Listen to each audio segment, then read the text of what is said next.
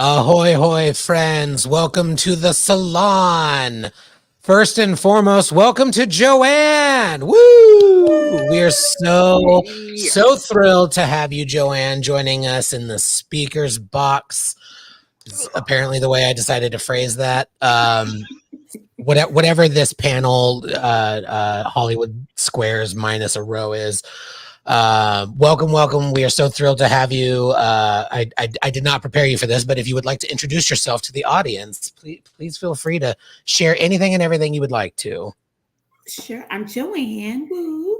I live in Nashville, Tennessee, and I've been a Trekkie most of my life, and I love you guys. So I'm glad to be here. Well, we love you, Joanne. Thank you for joining us. So thrilled to have you. Love to mix it up and hear new voices, and particularly excited to have you joining us for a new topic for the salon. We have conjured up the specter that is Deep Space Nine many times in our chats, but we've never fully dived into the show. And so that's what we're going to be doing tonight. We will be starting a 7-week-ish series, Salon Wars, similar you all may have seen with our Next Generation Salon Thumb Wars. Tonight, starting with the season that began it, the first season of Star Trek Deep Space Nine. But before we can do that, we must, of course, set an intention.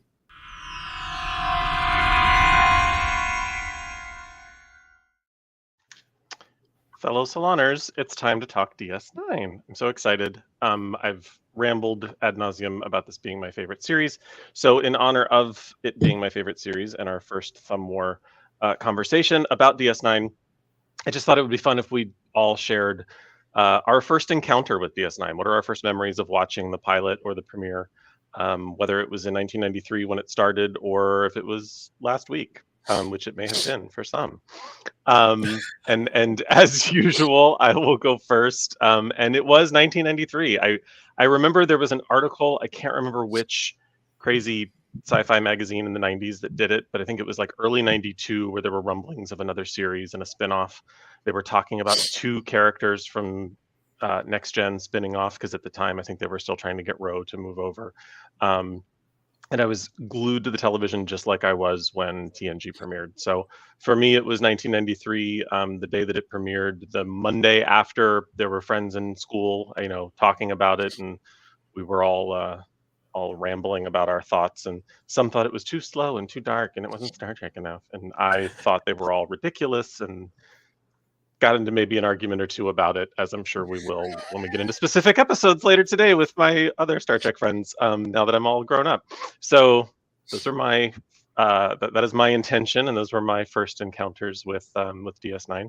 Let's go around the room. We will start, I'm in a weird layout than I normally am. So why don't we start with who probably has the newest of answers. Why don't we start with Krista, and then we'll go from there. I do have the newest of answers. I started watching it last week. And I was sitting in my home anticipating a frost. And I am very excited to be the only one in the group who's seeing it all for the first time. And if Ken was here, I would just say, Ken, just let me have it, because I don't need to know what happens in the next seasons. Just let me have the season that I have. And I was really, really pleasantly surprised. You were not wrong, Will, when you said this is very different from TNG. And it kind of hit my sweet spot. So that's all I'll say for now. But I'm the green shirt. I'm the newbie. You took on a part-time job for us this week. 20 hours. It really wasn't that hard. I know it sounded like, oh my God, you're watching all of these. But I just had it on in the background, and I did pretty much what Trev suggested, which was just pay attention to the ones that catch your eye. And not all of them did, but the ones that, thank you, Johnny, the ones that did were like,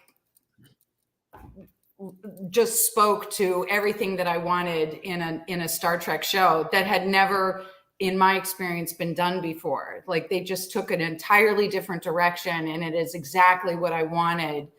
And they just nailed it. It's so excellent. It's wonderful. I really want to know though, did Move Along Home speak to you? Did you see Move Along Home?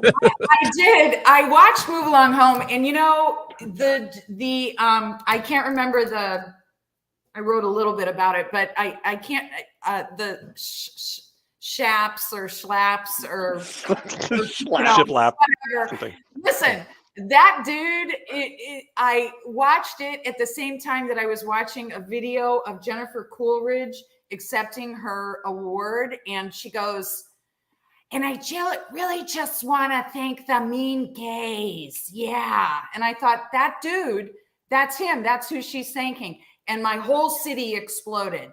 The whole city exploded when she said it, because she lives here. So I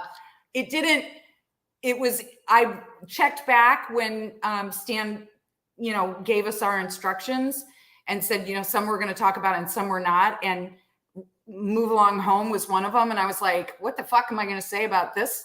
I have no idea. This one just does not speak to me at all, but okay, I'll just listen patiently. So not on my list of things that I was going to have anything to say about.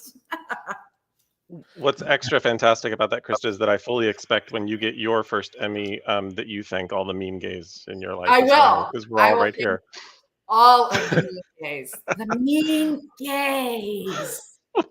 Well, let's go from the most recent memory to the most recent addition to Salon. So let's get Joanne's take on our intention setter. Where were you, Joanne, when you first encountered DS9? So it was also 93 for me, Trev. Awesome. I was in my second year of grad school here in Nashville, hating my life, hating Vanderbilt, boo, and gathered with some friends because I was obsessed with, and still am, obsessed with Avery Brooks. And so, I was all in on Hawk, Spencer for Hire, like he was the man. And so watching this, not only did I love Star Trek, but I loved him. So this made a very unbearable year for me, very bearable, and brought me a lot of comfort, if for nothing else, to just see him being excellent on screen. So I have fond memories, and I think that's why it is probably my favorite Trek as well. Yeah. That's awesome. Will? I think mine was a little bit late. I remember seeing the pilot in 93 or around that time on you would know the station, Trev, KESQ. That was where we watched Star Trek. They even had a little fan club. I've been trying to find it. They gave you joined the Star Trek fan club. You got this little like laminated card thing. It did fucking nothing, but I was so excited to get this fucking laminated card. I kept it in my little wallet as a child. I was so excited about it. I need to find it, but yeah, I didn't. It kind of took me a little bit later. I think I got more into. I kind of discovered DS9 about the time that they got the Defiant. I think is where I really picked up the show. But rewatching it as an adult later on, like digging more into Star Trek and like kind of sitting down with it, I realized that this is like my favorite Star Trek series on the whole. Like TNG aside, I think this one is just. We'll get into it, but like I don't want to open my wormhole too soon. But there you go. You're welcome. No, but yeah, my wonderful wormhole. Yeah, thank you so much. Travel to my game. Weirdly enough, they do look the same too. It just kind of they cover the same spatial distance as well. Also frequently described as stable. Yeah, and it's full of the prophets are in there. Yeah. There's a religion that's formed around my wormhole. And it's also a threat to our galaxy. Truly, yeah. The Dominion will rise. Yeah. What comes out of the wormhole will be.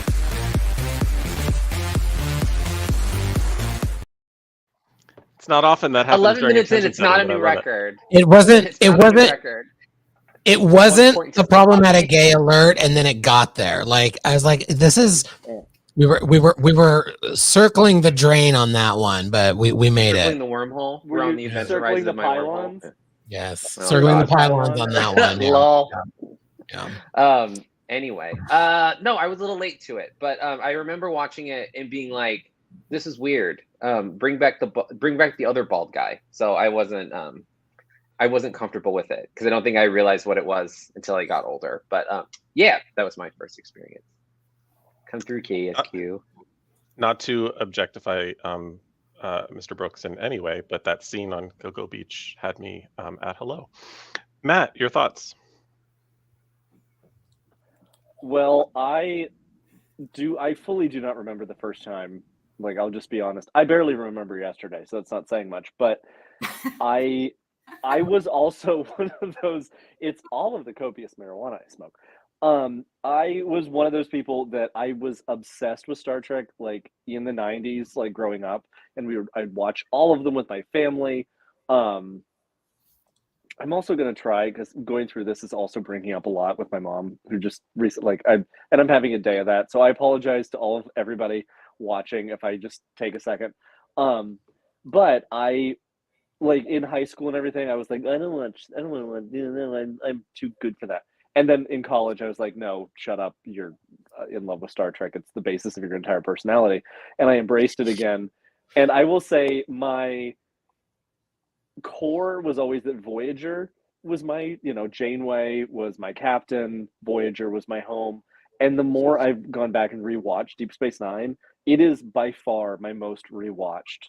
Like, it's become my comfort Trek because it just feels like that station and that storyline and that balance of darkness of like the Dominion War and the grit and like getting through that mixed with the fun levity that they bring into it is just I love Deep Space Nine. So always will. And I know I have a Deep Space Nine that will soon have a little Sovereign class docked at it. It's adorable. Captain? I also have a Deep Space Nine hiding back here behind me. My first encounter with Deep Space Nine was I was 8 years old. Wait, Krista, you said something funny. Let's let it land. What happened? Are you going to be the Ken of tonight, just chiming in randomly? No. Do you want to try it again? No, because it won't land. I didn't hear what you said. I'm so upset. I didn't either. You said I have my own Deep Space Nine, and I was like, that's private. See, it doesn't. It loses. See, Travis. But we do. No, it was just as good the second. It was just as good the second time. Hashtag. Which is something that's what that he Stan said. also. I'm not denying any of this. I'm just trying to move us. I'm just trying to move us forward. Okay. We need a problematic ally alert. Yes. My first encounter with Star Trek Deep Space Nine was the night it premiered. I was 7 or 8 years old, and my brother, sister, and I, they're both older than I am. We were begging my dad to let us stay up and watch the second half. And spoiler alert about why I don't like Worf. He's a lot like my father, and my father really enjoyed hearing his children beg for things. And we were successful. I'll just end it there. We were able to watch it, and now that I've gone through therapy, my new joke is the reason he didn't want us to keep watching it was because he saw what a real father looks like and didn't want us getting any ideas. Ben Sisko, excellent father figure for me, growing up as a kid with a douchebag dad. So I love Deep Space Nine. It's also my comfort Trek. I've said this a lot about the new era of Trek. The word best doesn't really apply because everything is so different. And that's even true of the trifecta of the Berman era. You know, they're very different, but TNG, Deep Space Nine, and Voyager have their similarities, even being purposefully in that era together. But if I were to throw my subjective but accurate opinion, Deep Space Nine is probably the best of the franchise. I struggle with the question. Somebody asked me the other day, like, "Oh, where should I start with Trek if I wanted to get into it?" I'm like, that is a loaded question, and like we discussed last week, Prodigy is potentially a great answer, but I also think Deep Space Nine is a really great answer for that. It's wedged in the middle. It wasn't loved at the time as much as it should have been. Sounds familiar for us, new era Trekkies as well. But I've been a Trekkie since I was at least 8 years old, and I'm so excited to be talking about it. I saw Sohel in the chat tried to join us but didn't have a strong enough signal. So everybody throw it out in the chat. Let us know. Joel here was I watched Deep Space Nine premiere in high school and just had a t-shirt, no actual station. Well, you got to get that station now. Krista's wondering if you had pants. So if you'll just yep. You have Minnesota. It's cold there. It's good to know. Please keep chiming in the chat. We love to hear various thoughts about the episodes. Give us some sass. Krista needs it. It's how we thrive. So definitely want to hear from you all. Now, for those who might be new, I don't know who is new here tonight, but for anybody who hasn't been part of one of our thumb wars, here's how it's going to go. My co-host Trevor is going to run us through a list of the episodes and give us a comically bad summary of that episode. That let's be clear, he did not write. Had Trevor written the summary, it would have been accurate and good. But these are written by, I don't know, Google or the Paramount Plus people, or I don't know who wrote some of these, but they are wild. They will have spoilers. Some of them, like, man, if you were watching for the Christo, as you move to week 2 and 3 and beyond, don't read the review or the preview. No. Some of them full on. You're like, it would be like for this episode, it's like the first black captain is told that he's a religious figure. Like, well, great. Now I don't get to learn that myself. So we're gonna hear those review or that summary from Trevor. Some episodes we may discuss, some we probably won't. Some we'll just vote and get a little sassy with. We'll see where it takes us. We are going to attempt to do this within an hour and 45 minutes. But if we go a little bit over, who cares? We're drinking, we're having fun. Everybody's here as long as they want to be. Chime up in the chat. This is, of course, the Thumb Wars.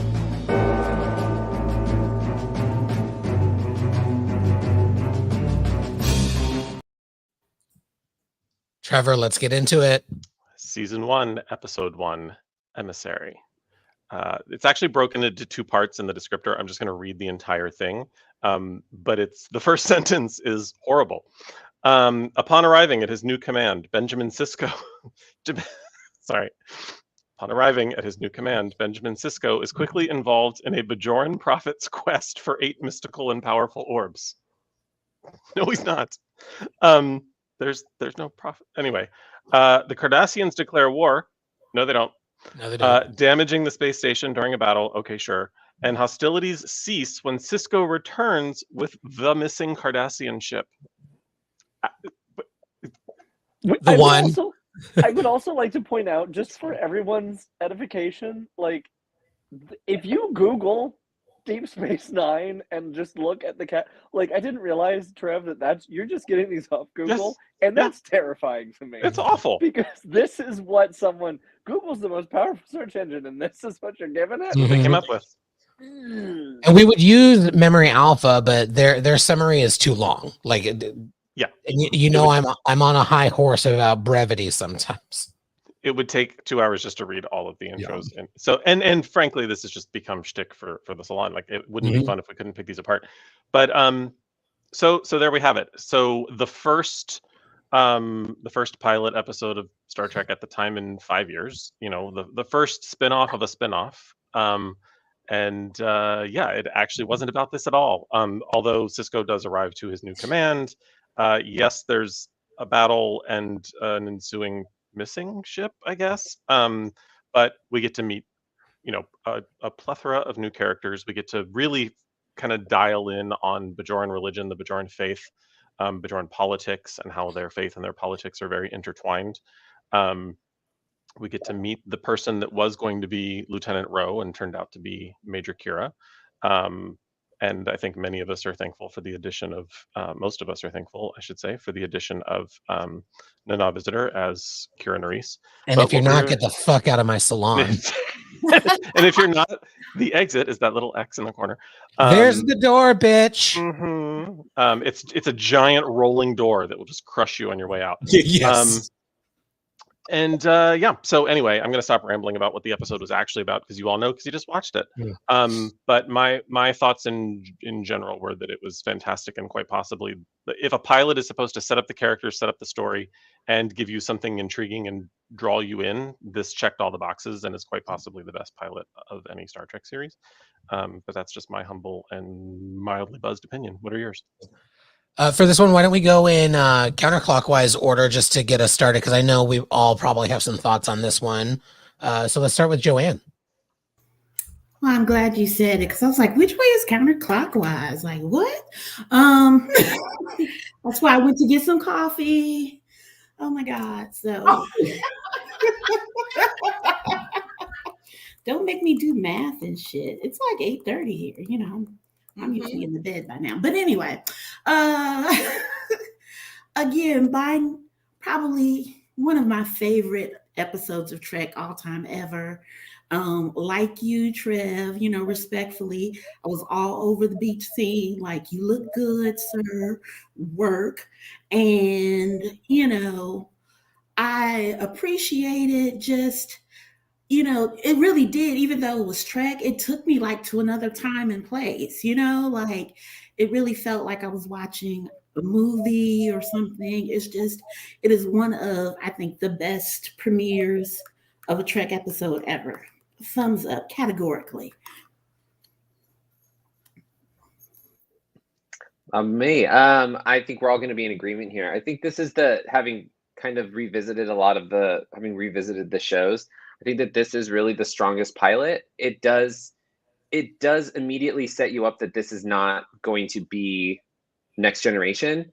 Like, we see the characters having conflict. We see the state. It literally goes, what is the opposite of what we could do with Star Trek? It doesn't take place on a ship. Everyone is fighting. It's run. The station isn't run by a captain. It's run by a commander. And there's this constant steady beat of like, we're going. It's almost written as if they went, what is the opposite of what this is about? And I think every Star Trek series kind of, once you boil it down, talks about kind of one idea the majority of the time. I think TNG talks most about family and what that means. There's kids on the ship. Everyone seems to have a family issue at some point. And I think DS9, in my opinion, boils down to faith. And I think that that's always been kind of a touchy subject with Star Trek in terms of like people's religion. Like, everyone seems to be kind of either don't disclose or agnostic or atheist or whatever. So everyone in the Federation, Starfleet at least. So to have a show that really centers on what faith means to people and how that drives an individual regardless of the future is interesting. And then setting kind of a start. It just goes, it's like someone wrote a pilot episode and went, do the opposite of that, do the opposite of that. What's the opposite of this? And I think it creates compelling Star Trek when you kind of create a tension between the idea of a thing and what's actually going on. I think that's why this show is so successful, and kind of ranks amongst the best. Especially this pilot, it really just barrels through and goes, here's what's happening, done. And it sets it up, I think, better than Counter at Farpoint, in that it really, who everyone is by the end of it, which is great. That's my opinion. It's great. And we'll not only faith, but like what we worship, like what do we value, what do Yeah. we Yeah, hold dear? what worship is value, yeah. Because Absolutely. we even get it with the Dominion, like the Jem'Hadar believe that the founders are gods, and like we see this kind of like what we worship. So I think it's an interesting that you center a whole series as you concentrate it down. It really becomes about a subject that is not easy to discuss in nuance over a long period of time. And I think it does it brilliantly. Absolutely. And- Also, fair warning, my degree is in religion, so I'm gonna try Oh. like not to completely, you know what I Oh, mean? Perry, you do what but fair you do, warning. Joanne. Fair warning. You let You've us been You warned. should. You've been You warned, should. bitches. You've I been talk warned. about acting Right? theater too much. So you pop up anytime you want, Joanne. Well, and the interesting thing is that, like, I have multiple things to say about this. The first one, to piggyback off that, is we always focus on the Bajorans, we always focus on the Dominion, we always focus on, like, that faith, but we also see the faith of Starfleet officers in this way that, like, Starfleet, for these people, and it's something that we see in a lot of, and we kind of take for granted, that Starfleet becomes this belief system for so many of the officers that are in it. That they're like, this is what I worship. This is what I care about. It is this idea of exploration. It's this idea of, it doesn't matter where you come from, yada, yada, yada. But at the end of the day, it is still Starfleet as its own group, like the Bajorans, like the Dominion. Yes, they are from different backgrounds, but Starfleet is also, and I think that's one of the fantastic things about DS9 is it shows some of the flaws in Starfleet of officers who are just so rigid and so like, but this is how I believe, this is my belief system, this is the right way to do it. Look at Well, we see it versus the later. Ferengi. Not to derail, but we see it later Yeah. with Cisco dealing with, I forget his name. Do you see how someone betraying his Spoilers. faith, how that Spo- affects him? spoilers. Sorry, Spoilers. spoilers. Spoiler And then alert. we see the Ferengi worshiping Prophet. Like, it is really, Joe makes a better point. It's not about faith, it's about worship. Exactly. What I that love means. that. Yeah. I will say it is I love that so much. We always talk about, like, oh, new Star Trek series, they need to have their own voice and they need to be successful, and oh, this didn't feel like a new Star Trek series. Deep Space Nine is the perfect example of how you make a completely new Star Trek series that is Star Trek. And I'm not going to make this on shitting on other, series or anything, but there are other newer series that yeah, it's different, and I see what you're trying, but it still doesn't have that core of Starfleet. It doesn't have that core of Star Trek, of hope, and you're fighting against these bigger things, but you still have hope and you still win in the end because good triumphs evil. And I think that is one of the things that we're missing. Obviously, it's fun and very sexy to, especially lately, to have more of that, like, oh, what if the good didn't win? But I think one of the core things of Star Trek is it shows, like, if you are genuinely good, you will win in some way. It might not be the way you thought, it might not be the way you wanted, but it will still be in a better way that helps other people and it helps the bigger picture. And I think I cannot speak highly enough of Deep Space Nine. And also, who doesn't love when we get to see, the Enterprise D docked at DS9? Like, you have Love a good docking. the Berman. The Berman era was perfect at creating a spin-off series because every single one overlapped. You had TNG with the Enterprise D docked at Deep Space Nine that then takes off and leaves, and you're left with Deep Space Nine. Voyager, episode 1, Voyager is docked at Deep Space Nine, leaves and goes into the Badlands, and then is off on its own thing. Like, I love that is one of my favorite things about the Berman era, and I will very rarely speak good of Rick Berman, but having that continuity and that handover, and it's just like this little hug of, like, all right, now it's your turn. And I don't know, I've always loved, and I loved that they made Picard kind of a villain. That was the first time we saw other officers' reactions that weren't on the Enterprise and weren't under his tutelage, you know, and weren't worshiping the ground he walked on. You had these other people that were like, you betrayed us, because they don't fully understand, or they don't care to understand because of what they lost, which is also perfectly valid. And we, you know, you find yourself rooting for Ben Sisko that's like, no, get the hell out. I don't care if you outrank me. Like, get off my station. Take your ship and go. You didn't even get back in time to help us with the Cardassians. Like, why not? Where was the Enterprise warp 9.6 at that point? So, And those are Matt's thoughts about Emissary. There's really nothing left now. Crystal, what were your thoughts on Emissary, the pilot? I wrote my shit down because I was so excited about the season that I didn't want to sound like a fucknut. So I'm just going to read what I wrote. All right. So, Emissary. The simplicity of describing the nature of trauma as a place where you live was extremely effective and perfectly executed on screen. Words are just words if they are not reflective of where you live in your head. I thought that was genius.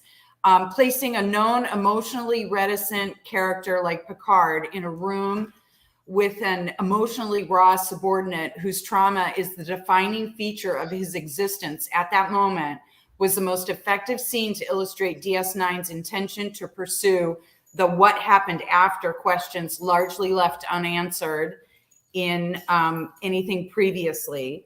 Sisko is a twofold emissary in that he is the best placed intellectual as a person, as who he is as a character and what his character is made up of, to be placed as an emissary to other cultures, as well as sort of grudgingly accepting this position with the prophets, which leads to religious things that I'll talk about later. Appreciated the examination of overreaching aspects of religion, the coloring of those things easily explained scientifically, like first contacts, into something used to manipulate to fit a specific theology. Lacking critical thought, religion can victimize as easily as lift the faithful. And we see kind of the victimization at the end in the last episode where it's either you're with us or against us kind of manipulation happening. It's a nice bookend for the final episode, the consequence and dissension message, and how O'Brien reacts to being the Picard in the episode where he is like the storyteller and he's like, dude, I don't know your story. I'm not moving my wife. I'm not moving my kid. This is not happening. And the expectation is that he would consider it an honorific. And there's no question. Of course, you're going to move here and be the storyteller guy. I love that Jake Sisko is a perfectly presented adolescent boy who is not some genius Star-Lord wannabe who saves everyone. I love that they're like, he's like looking at his dad is like the desperate single father going, isn't this fantastic? And the kid's looking at him like, the fuck are you talking about? It's like a hoarder house. I'm not interested in any of this. None of this is good. And the desperation of Sisko to like, please be excited about this. And his adolescent insistence that this sucks was so authentic. I was like, thank you. This is so not TNG. And then ultimately I was trying to figure out what everybody did to end up on the station, because it seemed like, and I had to start this a couple times because I couldn't get past the idea that it all seemed very punitive. Like they had all done something relatively bad and it didn't make any sense to me. Like what is happening here? What did these people do? And I found that what I needed to do after I redid it a couple times was that I needed to get out of my own head of what my preconceived expectation was of what Star Trek is. And if I could unload that, then I could accept what they were giving. And what they were giving was a really big swing. I mean, they hit faith, they hit trauma, they hit everything. They hit adolescent kids that are normal. They hit antagonistic relationships. They did all the things that they didn't do before. And I was just like, this is a huge swing. And you guys really thought about what you wanted to do. This isn't TNG first season where it's just a shit show. This is, we thought about what we wanted to do. These are the themes we wanted to address. This is how we want to do it. This is how it came across. Mind you, this is the only season I've watched. So for me, it was cohesive from beginning to end. And more than that, it didn't need any filler episodes. There was no, everything had a point. Everything had a callback. Everything had a reason. And it was, I mean, just kudos. It was very well thought out, and they took the swing. And as Ken noted, I imagine they got a lot of pushback because it doesn't look like what you expect, but it's worth it if you hang in there. If you hang in there, the messages that are coming across are worth it. Yeah, I will round out the emissary discussion and say I agree. Such a strong pilot. It did what a good pilot does: introduce its characters. Because this is it's a spin-off, it makes it very clear how this is different from what it's spinning off. You know, that it's not like an NCIS where it's just in a different city, but it's basically the same thing. Not a knock on that. I know that's very comforting for a lot of people. That's why it's so popular. But I love this pilot for everything that it did. It not a pristine starship. Things are going to be rough here. We have an emotional lead. We have an emotional woman being emotional with that emotional lead. Like they're butting heads. It's not the first officer sucking up to the captain or anything like that. Not that Will does that, but we get gold ducats, we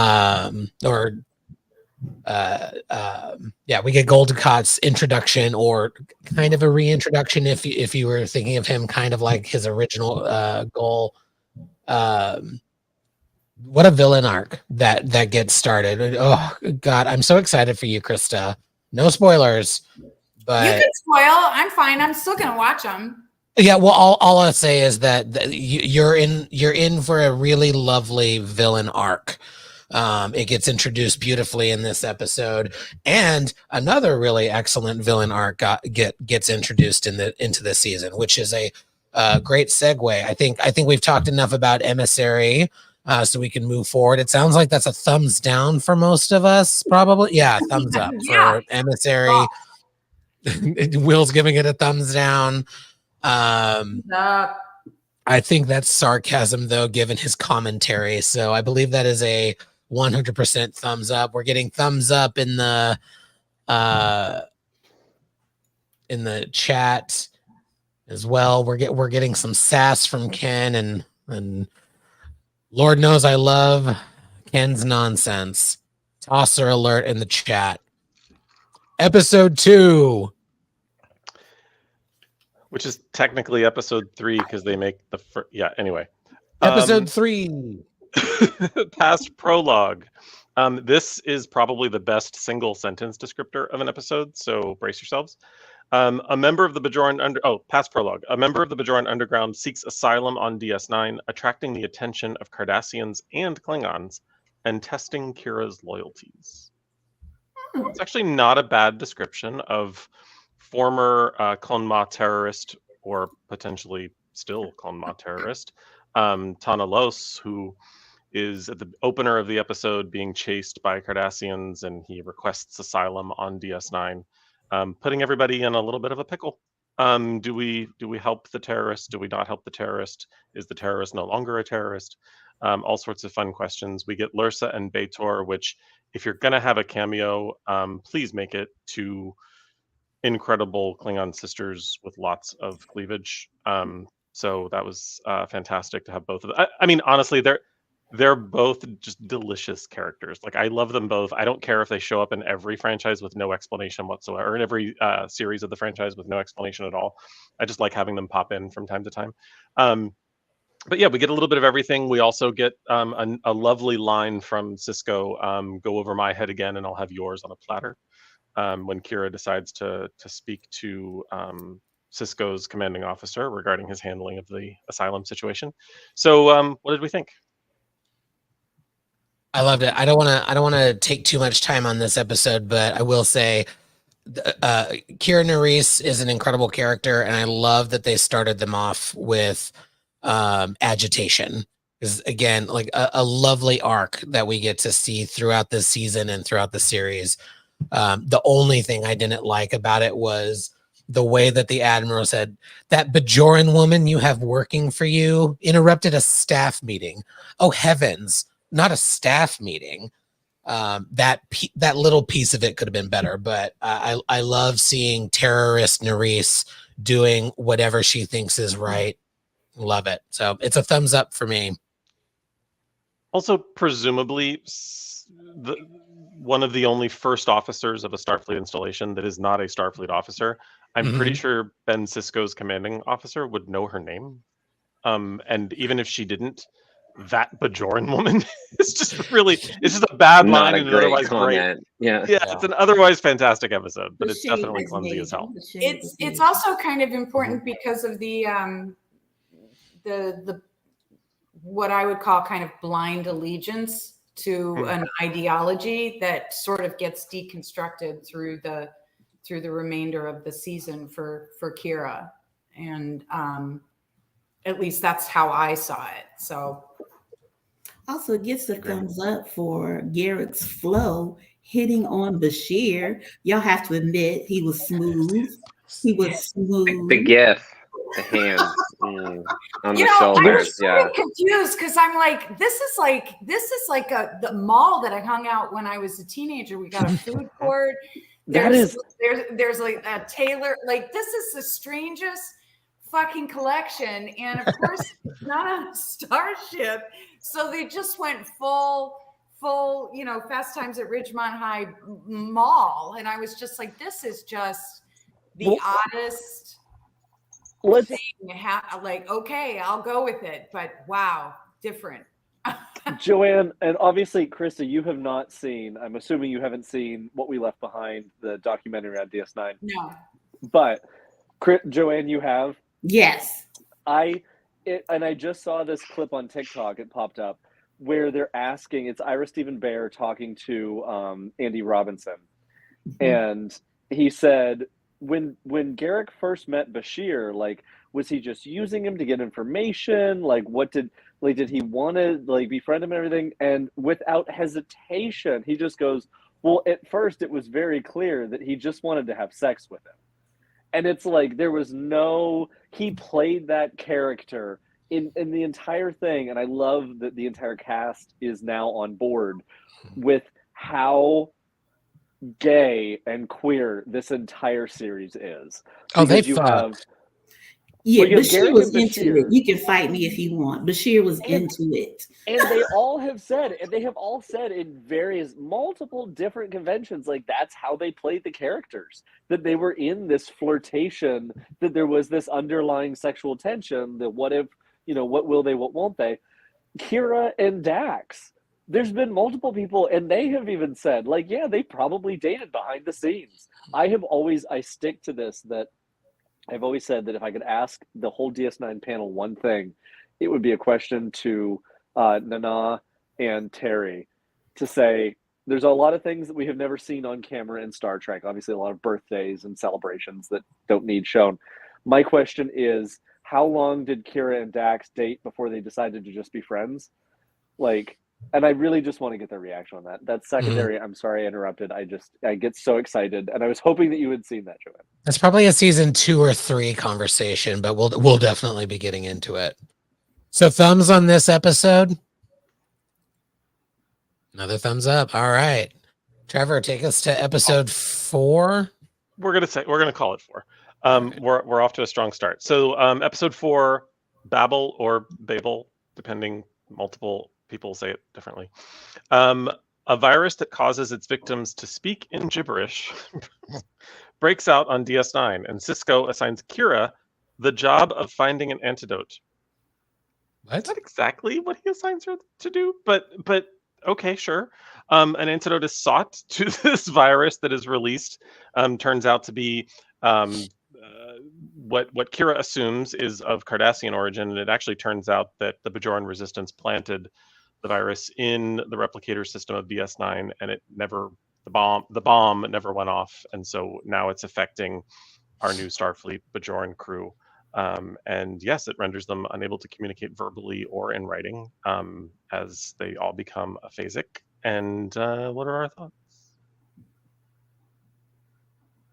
It's a Mm. weirdish bottle, like it's a bottle show. It's a The combination of words that they put together were funny, just nonsensical funny. But other than that, It's a little cliche. It's a little like, oh, we got to get the virus episode out of the way. Like, Right. it's very like we have to get that out of the way so to move on. Like It the reminded- twist of the Bajoran stuff is good, but like it doesn't do anything new or interesting. I would say. So. You know what it is? It's just a rewrite, basically of the Pulaski episode in season 2 of TNG when they age really quickly. Because with Kira's solution, it just reminded me. I mean, maybe it's because it's on a shuttle, like a shuttlecraft. When she just beams him up and is like, "Well, it's your problem now. Better figure it out." Like, I loved that so much because it was so not Starfleet, but authentically like what she would do. Just it really helped drive home the character. I actually liked the episode overall. I thought it was fun. It has what you're saying, Matt, has a very DS9 thread in it, in that the solution was the first officer committing a crime. She kidnapped a guy and infected him with a deadly pathogen and was like, "Figure it out, asshole." And There's always he did. that. Yeah. Also, the imperative that as a space station, they're going to be making numerous first contacts, presumably, and also having to find ways to communicate in ways that are not customary to. I mean, that's a stretch for me. I was like, all right, click, we're going on to the next one. But I mean, yeah, you could say it's not bad. It's just not great. No, it's not standard. Yeah. All right, let's see those thumbs. I have a side thumb. Side thumb for everybody. I'm getting incoming hail from Krista. She is a side thumb. Yes, Trev, I have Krista on long range comms for you. Coming On in speaker? from the kitchen. Relay Post 47 is reporting a hail incoming from deep space. A man alone. Mounting evidence points to Security Chief Odo as the murderer of a Bajoran criminal under investigation. And Keiko tries to establish a school. I have This a one- one-sentence explanation for this one. Well, this one, I just have to preface this by saying this is when we first get full-time Keiko. Mm.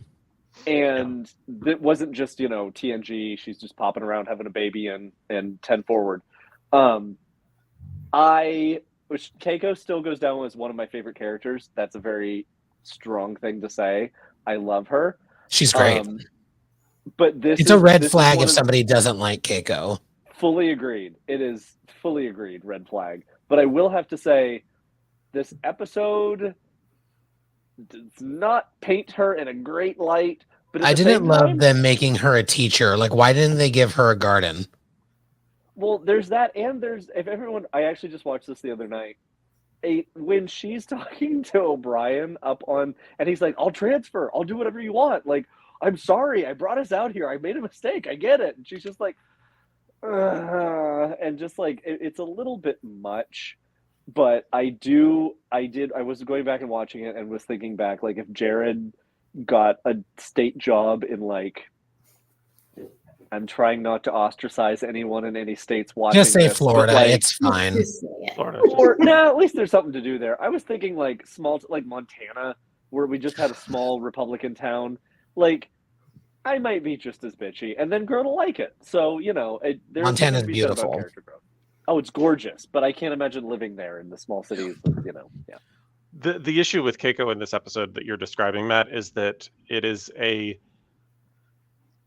first of all, Keiko is the only scientist in Star Trek who never picks up a tricorder. And she's also like that. She becomes a school teacher could have been written a little bit better, but she's voicing a problem to her husband, and her words are being written by men in 1993.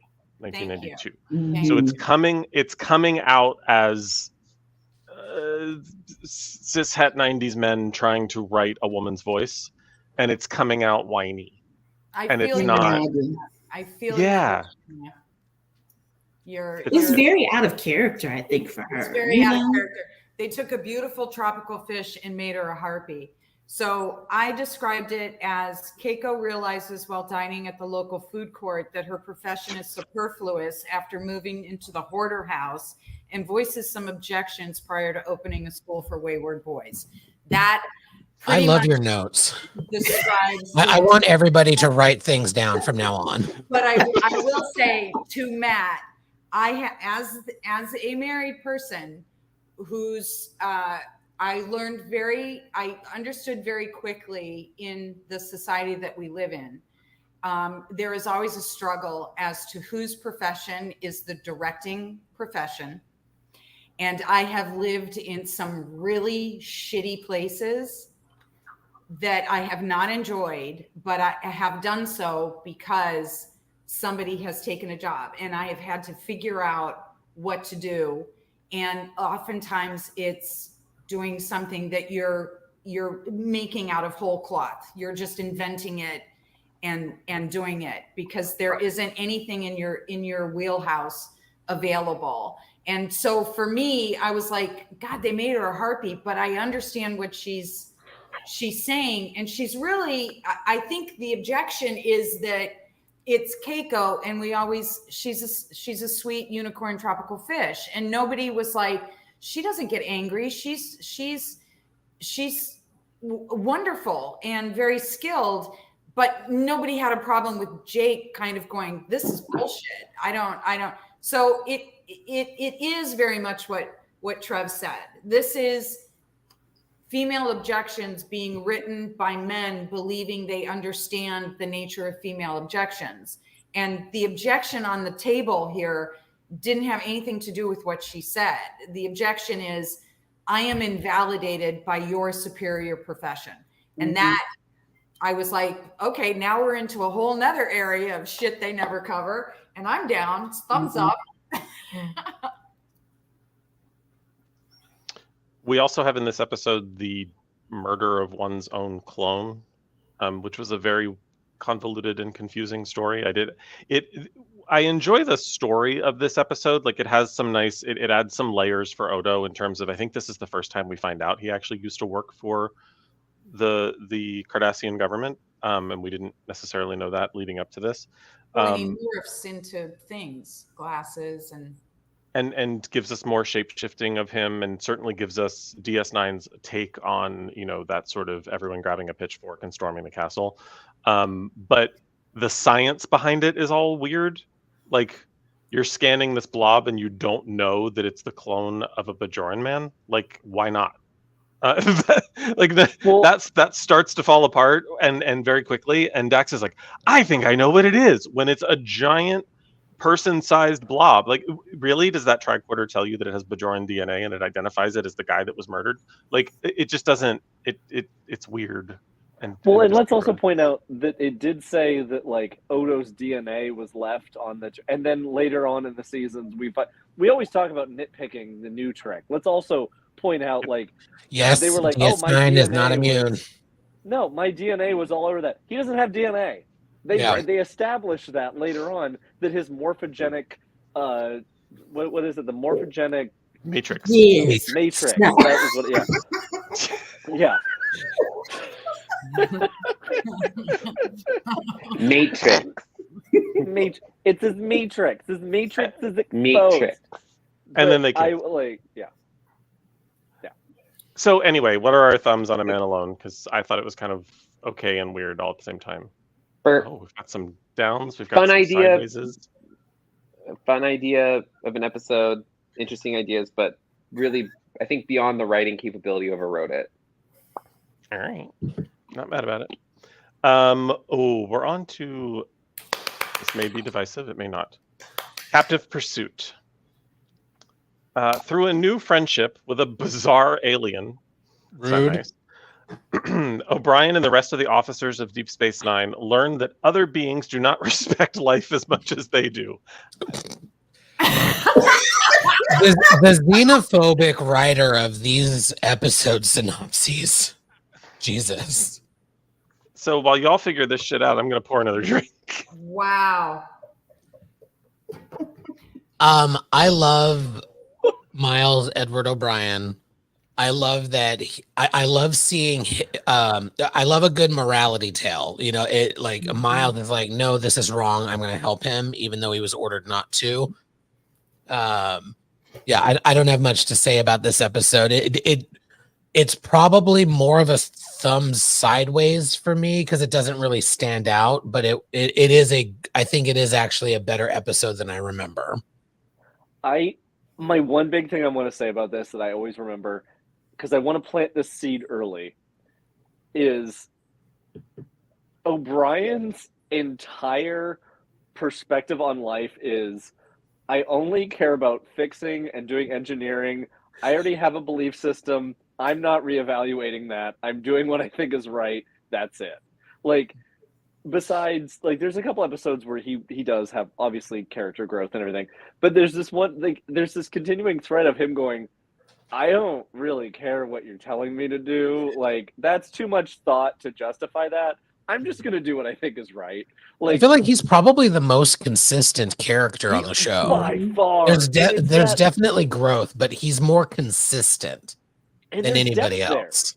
There is absolutely depth, and there's something to be said. This is, and I want to say this delicately, because I mean it out of respect, genuinely. He is How dare you. He is the most He dares.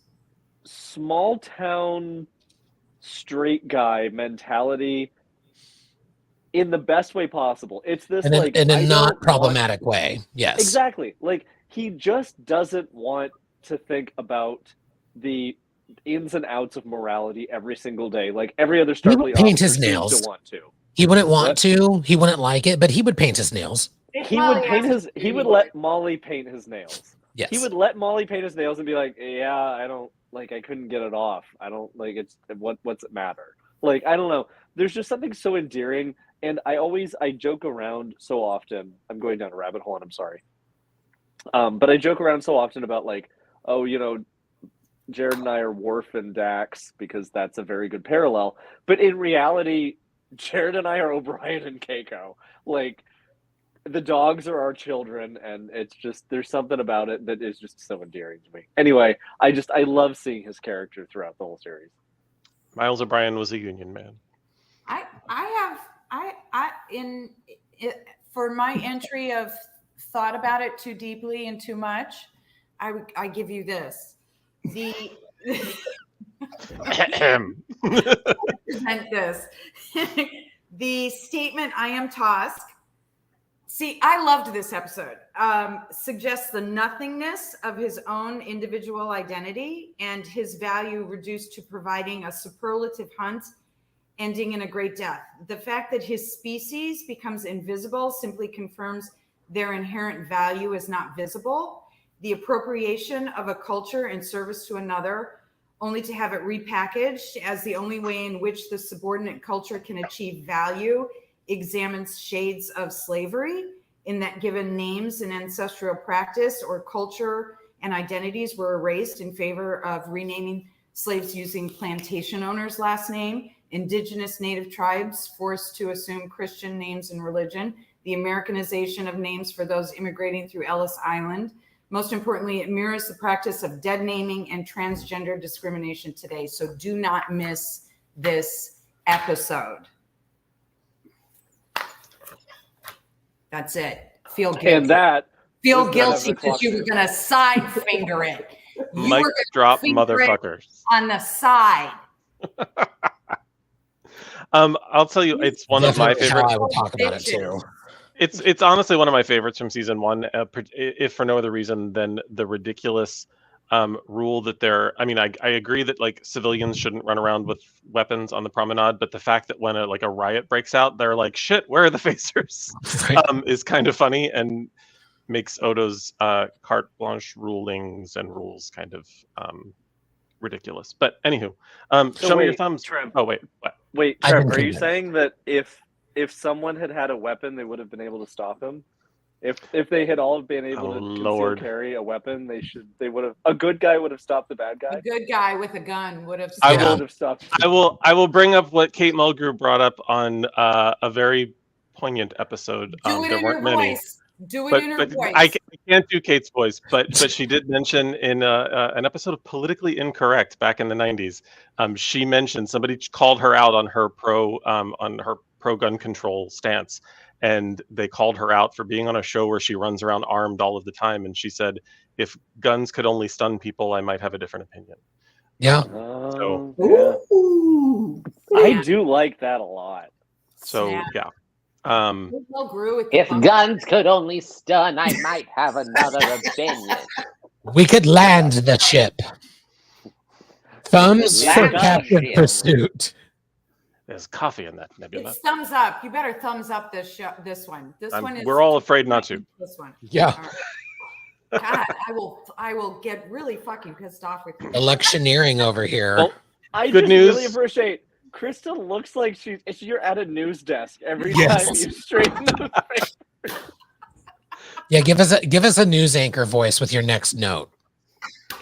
So Nice. good news, y'all. We're gonna get to relax our thumbs on this next episode. Episode 6, Q less. Bothersome Q Boo. and archaeologist Did not watch Vosh it. disrupt the routine of DS9, and Quark smells profit in Vosh's artifacts from the Gamma Quadrant. So that's what Amongst we're other calling it. things. One of Artifact. the- He's smelling There's something else. there's literally the birth of a new life form in this episode, and they describe it as he smells profit in her artifacts. Amongst other things. I didn't even watch. I'm this going one. to keep repeating my joke until I get some kind of acknowledgement. Hiya, hiya. All right. I'll keep workshopping it. This was the first episode. So this is the first time Q is in a show that isn't The Next Generation. What the fuck were they thinking giving him purple lips? Like, he didn't have purple lips in Next Generation, but he had them here, and it continues into Voyager. It's the most jarring. If Well, he O'Brien was can paint supposed his to in nails, TNG. Q can paint his It nails. was the lipstick from Farpoint, wasn't it? Didn't he have? Yeah, But only when he was the originally had him judge. Yeah. right. Right. Yeah. It was weird. But not in every scene. Hmm. This, No. this was weird. Also, I love Vosh, but I get that some others don't. No, Her inclusion here was She's weird. not the Madonna. She's not the horse. She's the sexy trickster. It's trite. There's no growth. This episode is an insult to the duets later. Like, Oh, you're gonna bring characters in, have them grow, have them do something. I didn't even watch it. I can tell you what happened. She had some artifacts she wanted to sell them. Mayhem ensued. Q behaved like a small child. Mayhem. You should write the summaries. Ferengi was trying to use any opportunity to capitalize and profit. Mayhem ensued. At the end, everybody goes their way, and mayhem ensued. It was over. Let's go on. There's no. Ken Well, did it. Ken did the Ken's thing. noting- Ken did the thing. Yeah. As Ken noted, will- we did get somebody finally reacting to Q the way that someone probably should react to Q and punches him. But I will have Yeah, to the whole say, episode ends. It's funny that the episode ends with Cisco just punching him in the face. Yeah. Like that's great. So let's punch those thumbs into the ad on him. Let's move forward. No, fine. Matt Still a likes thumbs it. down. It's fine. It's still a thumbs It's down. because it has Vash. I don't want Vash to have I character love growth. Vash. I love her. Is it Vash or love that Vosh? Problematic little Vosh. fairy. It's a little bit of both. Vosh. Crash, if Gosh, you it's- really want to know. it's- It's it's crash. It's Cal and And Brent. the next episode is The next episode is simply entitled Dax. Lieutenant Dax is kidnapped and forced to stand trial for treason and the murder of a Klystron 4 general 30 years ago. I don't know why we Juliana needed to know Taylor that he is in was- this. I don't know why we needed to know that he was from Klystron 4, but we really did. Juliana Taylor and Mrs. Uxbridge. Yes. Fiona Flanagan, I think. Yeah. Juliana Taylor. I could not remember her real name. Yeah. Finola something or other. Is it? It's not Fiona, right? It's like Filianialis. It's Finola, I think. Finola. All right. Yeah. And then yes, the 100-year-old Bajoran woman, and I intend to be home by supper. Yes, she was Mrs. Uxbridge. I do love. I love. Oh yes. I love a Dax episode. I love a Kira episode. Any episode that centers on either of those characters, I'm about 1,000% certain it's going to be a thumbs up for me. This episode, certainly. But what I loved about this episode is we get another Bajoran woman who's like kind of bitchy. I love that like Bajoran women are consistently like, don't fuck with me. I want to get home.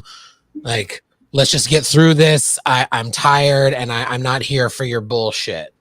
I love it. It's a thumbs up for me.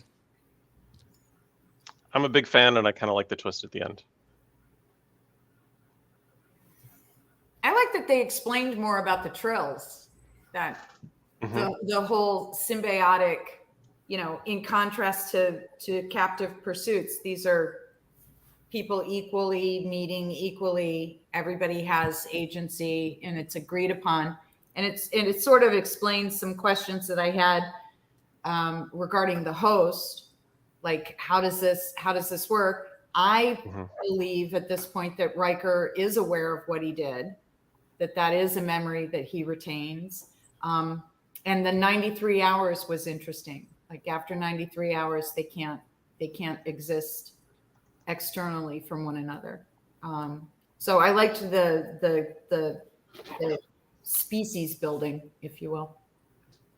And it actually explained it from TNG, where we thought that they were some parasitic life form that like took over, and it like explained like, okay, this is more nuanced than that. So, well, and it shows that all the participants, they all have agency. It's not one culture being appropriated by another. It's an equal respect situation. So clearly it can happen, and it's not as gross as you might imagine. It's actually kind of interesting. I mean, can you imagine having something put inside you and the wealth of their knowledge is suddenly in your brain? That's just fucking amazing. I can imagine it, but it unfortunately doesn't work that way.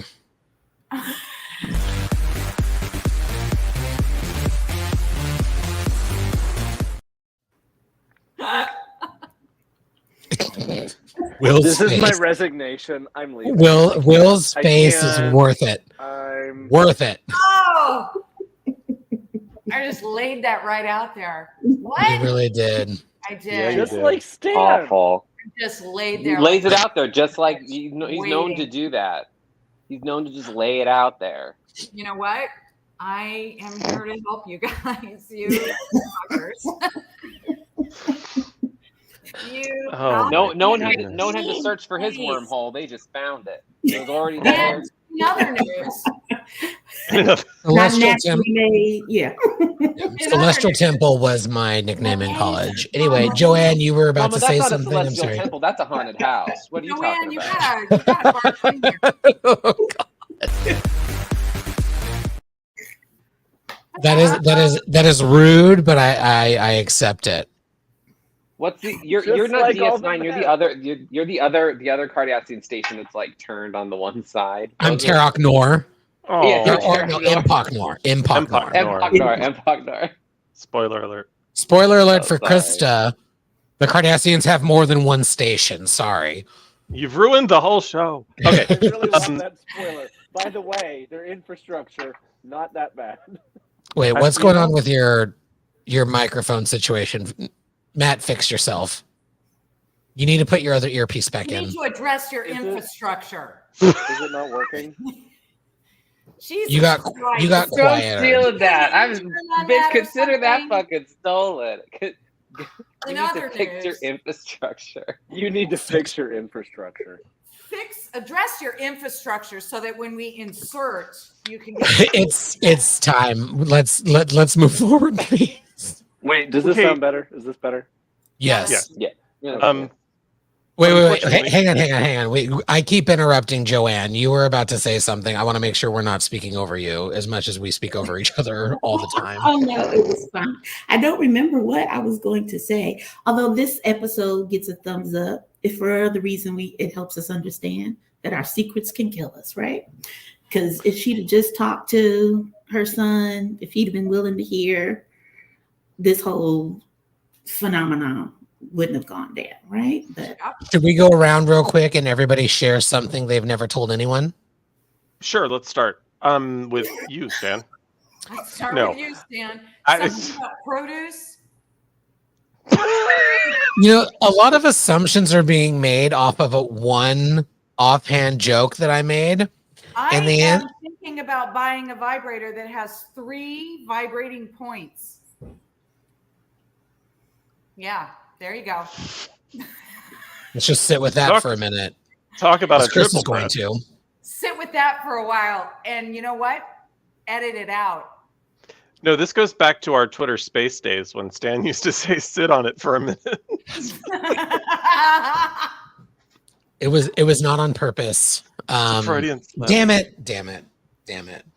I did want to point out really quickly that just to piggyback off of what Joanne said, that Thank the you, actor that played the son did a reasonably good job of conveying the emotion of acknowledging that his parents were human, or not human, but they were real people. Because people tend to not view their parents that way, and there's always a pivot point at some point in your life where you're like, oh, my parents are just people. And the kid, when he realized, oh, his mom had this affair, it's like he was hurt, but he was also like, wait, you're not, just because you're my mommy, you're not a supreme being. Like there's a flaw or a humanity to her after all. And it was like, there was a little glimmer in his eye that the actor played off very well, in my opinion. I just had to share that. Yeah, she's a slut. Thumbs up. she's a slut, she's a hoe, she's a freak. Gotta kiss a girl every day of the week. I love me some Mrs. Tondro. Nice. All right, so thumbs on this episode. Trevor, take us to the Roll next up. one. The next episode is unfortunately The Passenger. A murderer who might be either dead or alive, and a shipment of rare life-prolonging duridium create a dangerous mystery aboard DS9. Is that a horrible description? Though the murderer might be dead or alive thing is a little random. But Rayo Vantica. This is our first glimmer of the fact that Sadiq Al-Fadil can't do everything. Because I don't know what was going on with this performance. It This was a little was out there. terrible. Yeah, he was doing a thing that just didn't land. And it actually, I think what ended up happening, and this is just some behind the scenes stuff that I've read about this episode, he actually did a completely different voice and it didn't work and it didn't land, and they asked him to do something differently in ADR.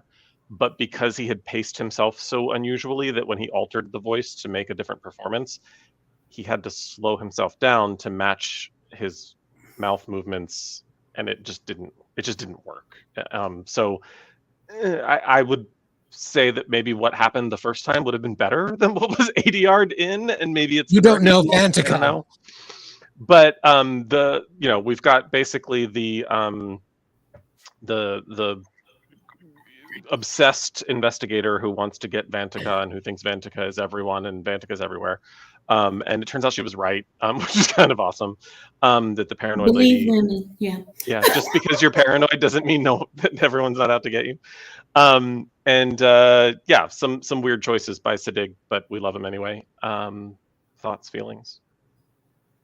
This episode has one of my favorite scenes and kind of talking points as far as ships go. Because, no, wait. Say more. Are you having a moment? No. I cross-connected something. Don't worry about it. Never mind. I'm Reverse the going polarity. to go out on a ledge here and say this is the worst episode of DS9. Like, it is dead last for me. Like, it is I can't explain it. Watching it, I Not great. wanted to skip it so badly. Like everything about it is just a It's a hard trash miss for me. monster. Yeah. It's a Yeah, trash. it's not the pretty. yeah. It's not like, oh, it's not the best, but it was like, okay, another murder has arrived to this station. Is this station downtown LA? Like, what is this place? Like, it seemed like we were treading over some stuff just to get like a new, oh, a murderer comes and now another crew member has to deal with them. And it's like, bitch, there's security. Like, don't deal with these fucking people. Like, okay, now it was just, I barely remember it. I just remember the feeling of me going, get this the fuck over. Like, I just hated it so much. Dead last.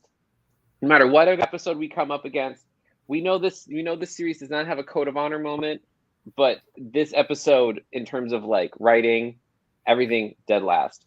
Throw it in the trash. Trash. Boot.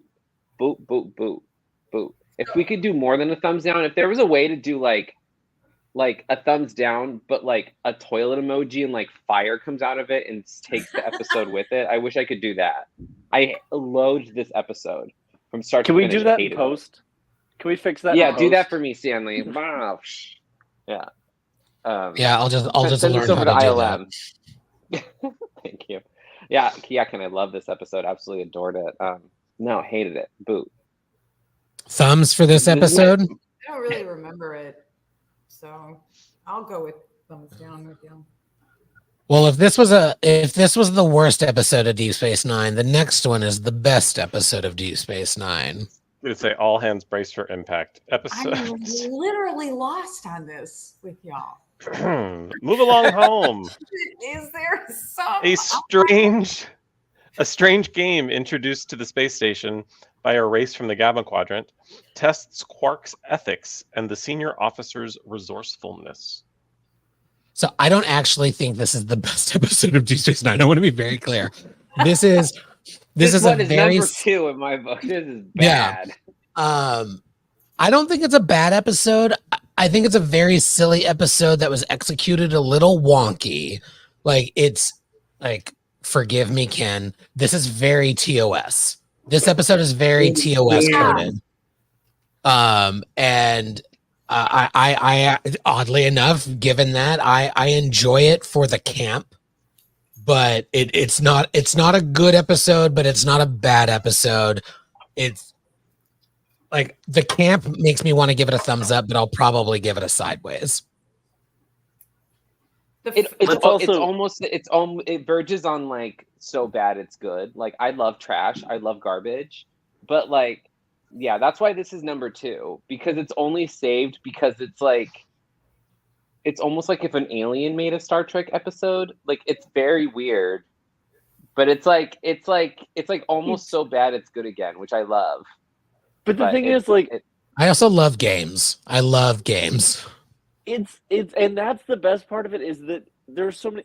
One, they're doing it's in a ridiculous game. Like, the whole premise is they go, like, suspension of disbelief has to go another 2 steps higher to really appreciate like the fact that it's geared towards just being.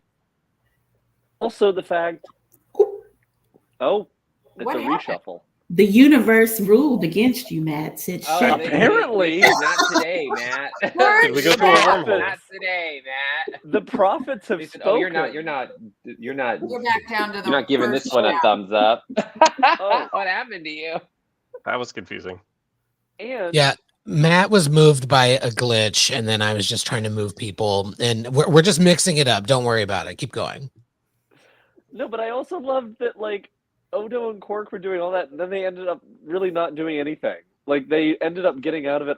The whole thing was so ridiculous. I love the episode, and I also do love that it's DS9's Threshold, although so much better.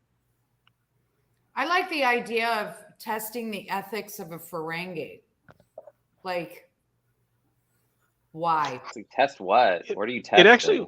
It wasn't a bad Quark episode, though. To watch him freak out, to watch him suddenly acknowledge that he was nervous about actually hurting people, was Armin threaded a needle. But it begs the question: would he have reacted that way had Odo not been there to witness it? Like, if it had just been him and Fallow and this this group, would he have actually second guessed himself? Would he have even thought about it? That it begs a question makes me like it more. Yeah. Like I like the fact that like he's starting to display a trait, but is that actually him yet, or do we know? Like I don't know.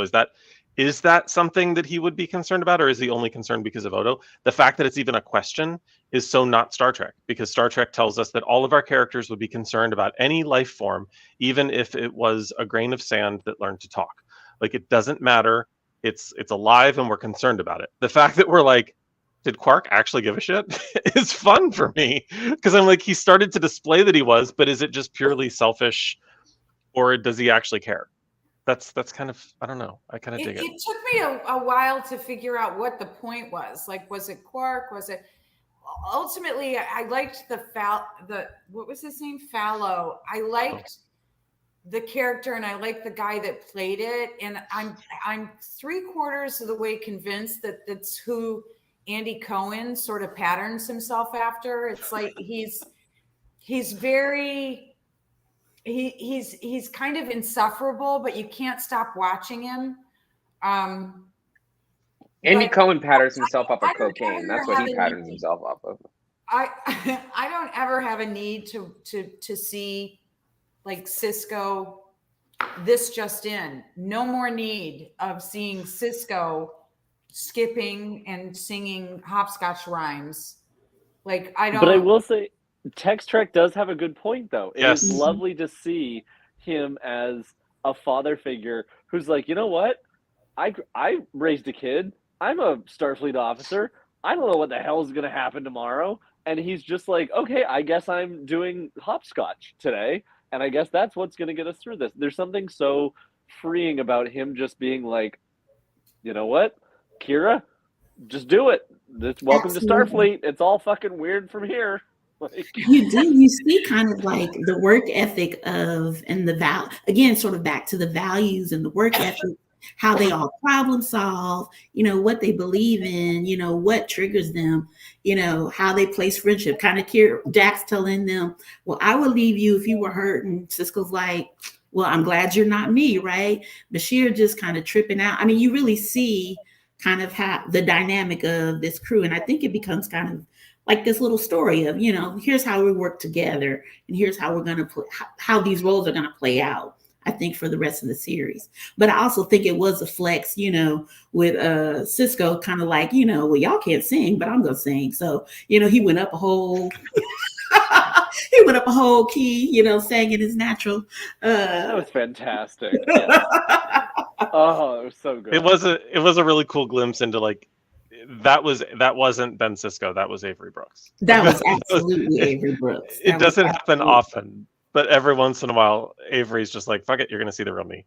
And now I want to see your thumbs. What do we think? Move along home. Side. It's a side. That hurts me. It was not intended to hurt you. Boo!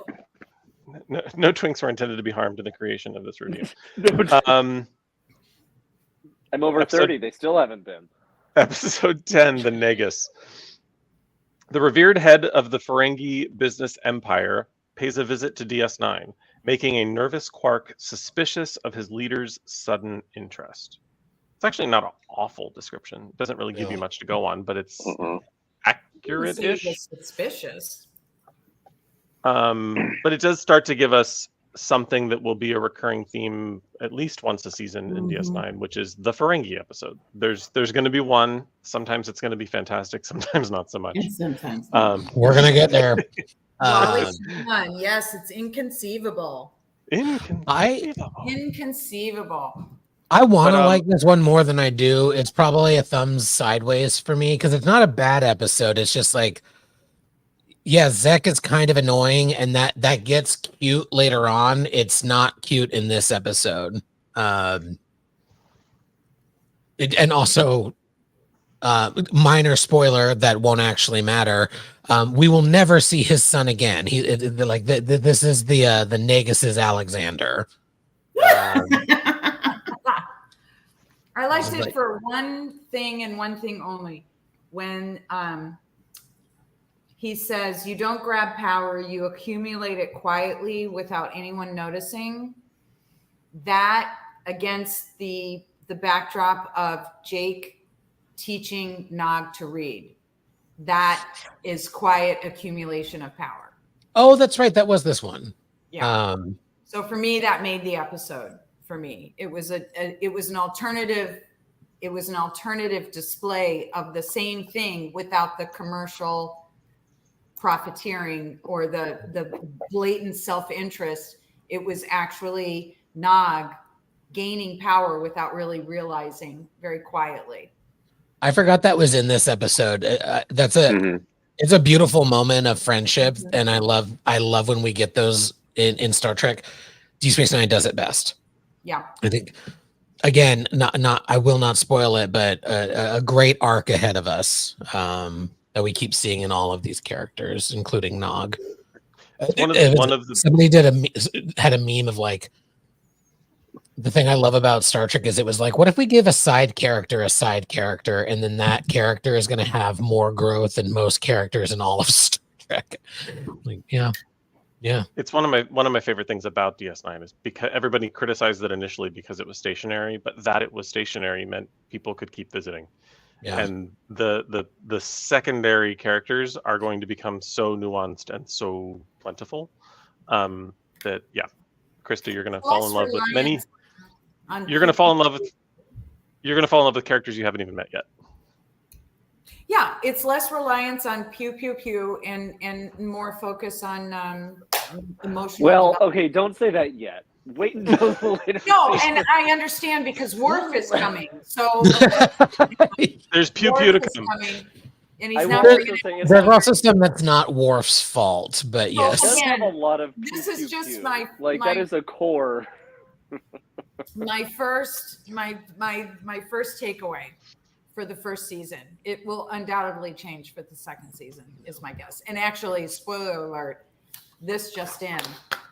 I did watch a couple episodes into season 2 already. I was like, well, I could go ahead and watch another one. And I'm chewing cigarette gum, so I might get cranky. Well, let's see those cranky thumbs for the Negus. I thought it was all right. Queen of segues over here. I think it averages to a sideways. It does. It does indeed. Moving on to episode 11, Vortex. Odo is reluctantly that doesn't even make any sense. He's reluctantly intrigued. Reluctantly intrigued when a criminal from the Gamma Quadrant drops hints about the location of a colony of shapeshifters. So this is the gentleman that shows up, ends up in the jail, so to speak, and tells an interesting tale of knowing what shapeshifters are and knowing where he can find more. And it's really just a plot to find his daughter. And they're running from some sort of oppressive force that may or may not be relevant later. But it's our first potential glimmer into that thing that might recur or might not. Anywho's, thoughts on Vortex? Thumbs down because I hate kids. Not really. I'm totally kidding. I'm totally kidding. Let her stay in stasis. No, I'm kidding. I'm kidding. It was just kind of boring. This episode is just kind of there. It's not good. It's not bad. That's a really good descriptor. Yeah. But I will say we get a little bit for Odo. It's not a great growth for Odo episode. Those are coming, but there's like it adds a little bit to the mystery. Kids adore me, Ken.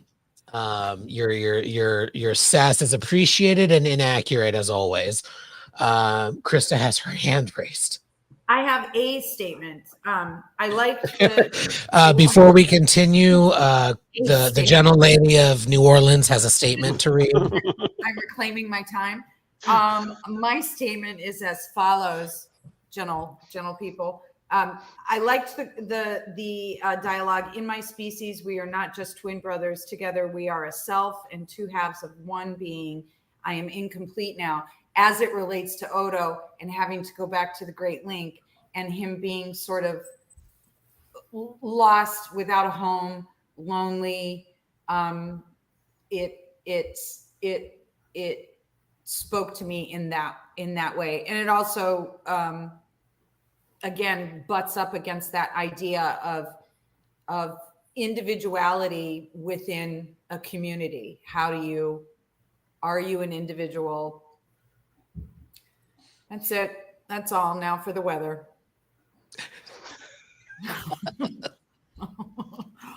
I call these episodes seed episodes.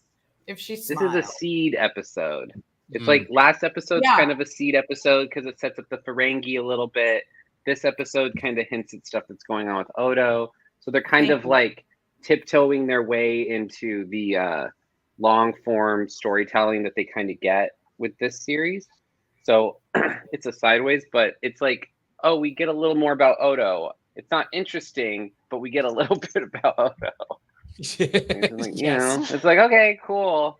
Plant the seed, girl. Plant the seed. But it's like, it's just kind of a. But do they look like each other, Joel? Dog, do a side. You don't have a thumb, but you could do a side. Side. No? Okay. Side. All right. There was no treat in there, Tendy. I'm sorry. she's in training, and so it's a lot of like treat is in my hand, hidden for her. So every thumb she looks up is like, is that for me? Sorry, Tendy. Episode 12, Battle Lines. Cisco regrets his decision to take Kai Opaka, the Bajoran spiritual leader, to the Gaba Quadrant when they end up on a war-torn moon. First of all, I would like all of you to have 2.5 cocktails and say war-torn moon correctly once the first time. War-torn moon. War-torn moon. Thank you, Will. This weekend. Darmark and Jalad. Not at the best war-torn moon. description of this Costco episode. champagne in my office. I like Also- Kai Opaka leads everyone through the wormhole to meet Mike from Better Call Saul. This episode has some wonky moments, but it's a Kira episode at its heart, which is immediate thumbs up for me. I cannot express enough what a fucking gem Nana Visitor is. I am so glad she's in Trek. I'm so glad she got this role. Every Kira-centric episode is incredible.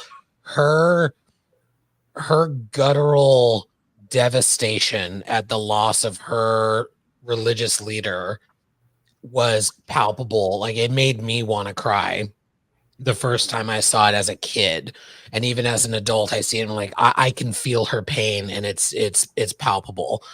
Nana is incredible. If you're nearing tears now, just read Ken's latest comment. I like that. Oh, honey, you should get that checked out. The planet was sort of a substitute for the definition of trauma, and that you just keep reliving the same thing. You can't die. You're reborn back into the same situation. It goes over and over and over again, and it ties nicely in with the first episode where they kept dropping him into it until he got it, and to when Kira is when Kai Opaka says, you know, you want forgiveness, and I understand that, but you're blocking it yourself by not forgiving yourself. Others will come to forgive once you're able to do that for yourself. So for me, the episode was really kind of a study on the nature of trauma and those that seek forgiveness and those that seek to forgive, which is the harder of the two. And so huge thumbs up for me. And it had Mike from Better Call Saul. So anything with him in it, I'm down. I'm good. So for you, it's Kira. Me, it's Mike. Thumbs up, doubles. And Kai Opaka. incredible. And Yeah. fantastic. We've not mentioned Renee or Aaron's passing, but speaking of Kaiopaka reminds me of Camille's. Did I get her first name correctly? So yeah, we're talking about lots of stellar performances by people that aren't with us anymore. So just wanted to acknowledge that really quickly. But yeah, any other thoughts on Battle Lines before we rate it? I mean, I drew a really dumb analogy. It always felt like Opaka was Jimmy Carter, like ultimately very good but not very charismatic, to Kai Wynn's Reagan, who is ultimately really charismatic but just fucking evil. Like, yeah, I just felt like it was like, oh yeah, it's an interesting allegory to move from someone who is ineffective but ultimately very good, essentially, to move to someone who is very effective but baseline an evil person. I like want to make Reagan. sure I understand. So Kai Wynn is the Louise Fletcher character. In Yeah, Yeah. spoilers. Yeah. You'll see her Wow. later. Yeah, sorry, not She to. was serving cunt. That woman. Oh, she's the definition. She's the definition of the word. Especially, get ready. She's another fantastic. This show's full of fantastic villains, but she's well, a fantastic. I mean, let's just talk about the guest stars for just a second. Hello. Yeah. Fantastic. And the one in the first episode of the second season, I'm like, you dated Whoopi. I got you. I understand. Mm-hmm. Mm-hmm. So we've rated Battle Lines. So we're on to the storyteller. O'Brien plays a pivotal role in the survival of a Bajoran village. A 15-year-old faction leader gets advice from Nog on settling a dispute. So this episode happened. It happened, and it was another good O'Brien episode where he just goes, I don't want to deal with this shit. I just want to fix the station. And it also is a great reminder that he is not a Starfleet officer. The man is a non-com that just wants to be there to fix shit. Like, it's so fantastic every time they throw him into something, and it's just let's make O'Brien suffer. That's really all he does. His entire character is just about suffering, and I loved it. I liked the episode. I think it was fun. I think it's the first of them figuring out that Sadig and Colum are fantastic together, and should keep playing scenes together. Because even if you don't like this episode, Colum and Sadig are fantastic. Like they just everything that they're given, they just slay. I think the best part of this episode is sort of a commentary on the emissary, and also the one where Picard was the Picard, because in the emissary, Cisco kind of grudgingly accepts this honorific, and O'Brien is like, I don't want any of it. And I don't know if any of y'all noticed it, but when the new guy comes along, he, instead of taking off the ceremonial robes and like sort of putting it on the new guy's shoulders, he actually bunches them up and throws them on the ground. Says, let's get out of here. It was like, that to me is quintessential O'Brien. I'm done with this shit. This is not what I do. I just want to fix the ship. I'm not in for this. And it is why Cisco is the commander and O'Brien is not.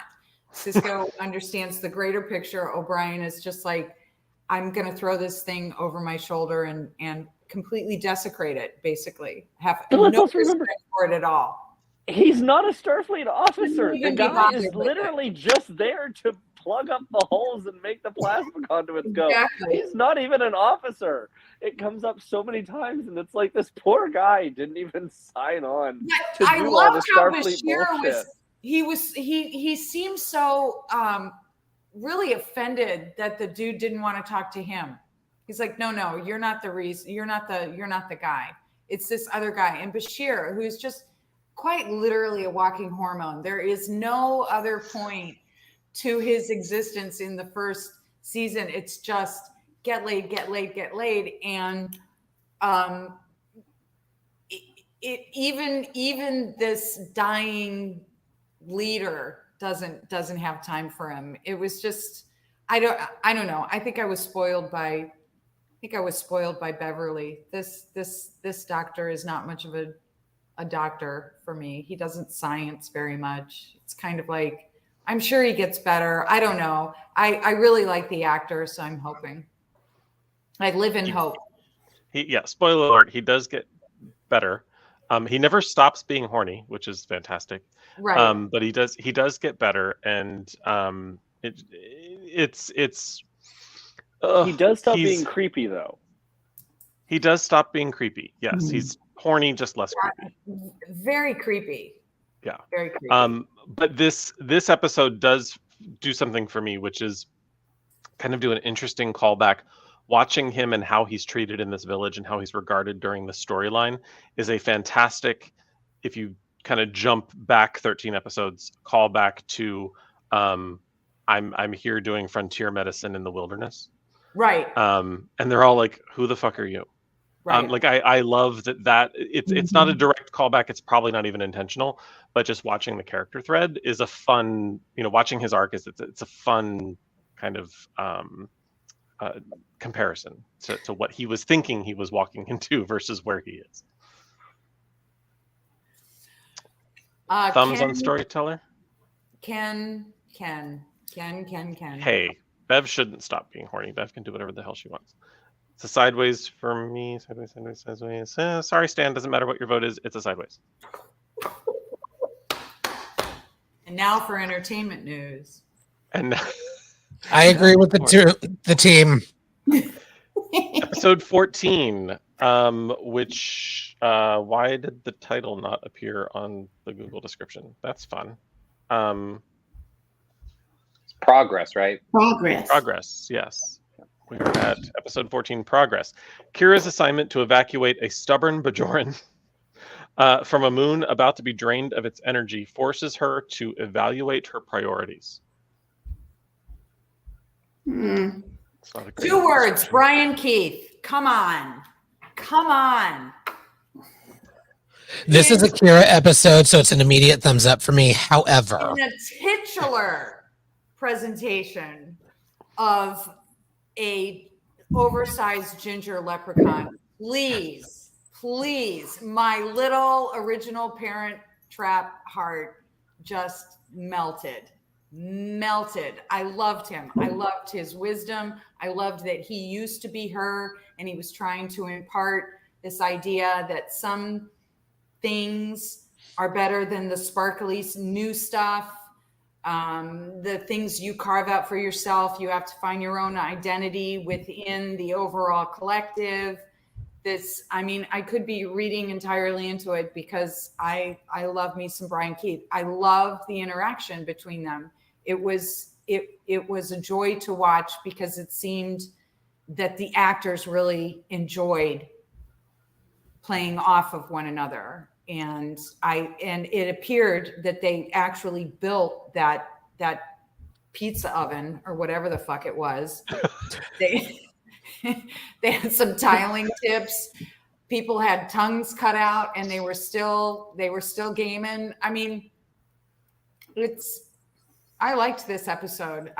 Because it sets the stage for the what is it? What's the one where duet. It sets the stage for duet. It sets the stage for her epiphany there. Her conversation with him and questioning, should he really be removed? All of that. I was in love with it. I know y'all hate it, and that's fine. I'm fine. You're making a lot of presumptions. My love for octogenarian Brian fucking Keith with his wrinkled balls. I'm there. I don't necessarily love Brian Keith's apologize. wrinkled balls, but I do love this episode, and I do feel like in other shows that shan't be mentioned, I've heard people criticize this episode extensively, and I actually kind of love. I love the Bajoran pizza oven. Yeah. I love the Kira is suddenly the man, and how is she going to wrestle with that? and what does that mean for her? What does that mean for her faith? What does it mean for her character moving forward? What does it mean for this job that she's accepted? And what does it mean for her past? How does that inform her future? Like I fucking eat it up, even though it's weird with the whole like the guy gets shot and she's like, no, I'll take care of him, and he's one person on a moon. How could you not convince him to just move to another moon? Like the whole thing is like it's weak in some of its nuance, but I don't care. Like it's just a great these two people. There are 2 episodes in season 1 of Kira and another actor that could just be a stage play of two actors playing against each other, and this is the first of them, and it's lovely, and I very much enjoy it. And correct me if I'm wrong, isn't this the first time we see the two and I was trying to find her name, but the other resistance fighter that comes back and then no. Am I thinking of a different episode? You are. Yes. Yeah. Are you thinking of Lupiza? Yeah. You're thinking of it's not Lupiza. Lupiza She's not in doesn't this show up episode. for another like 2 seasons. I was okay. Well, How dare you? They're both redheaded with very Wow, similar. stereotyping. Yeah. Also, Wow. Gates McFadden wasn't in this episode either, Matt. Is that a Bev alert? So it's all I have redheads. the first Bev Look alert. the same. All redheads look alike. Yeah. The soft Bev alert. The soft Bev alert. It's a Bev light. Is it? No, never mind. Joanne, we've been This talking isn't a a- lot. Are we talking over you? I want to make sure we're giving you space. Oh no! You're not talking over me. I didn't like most of these last. Speak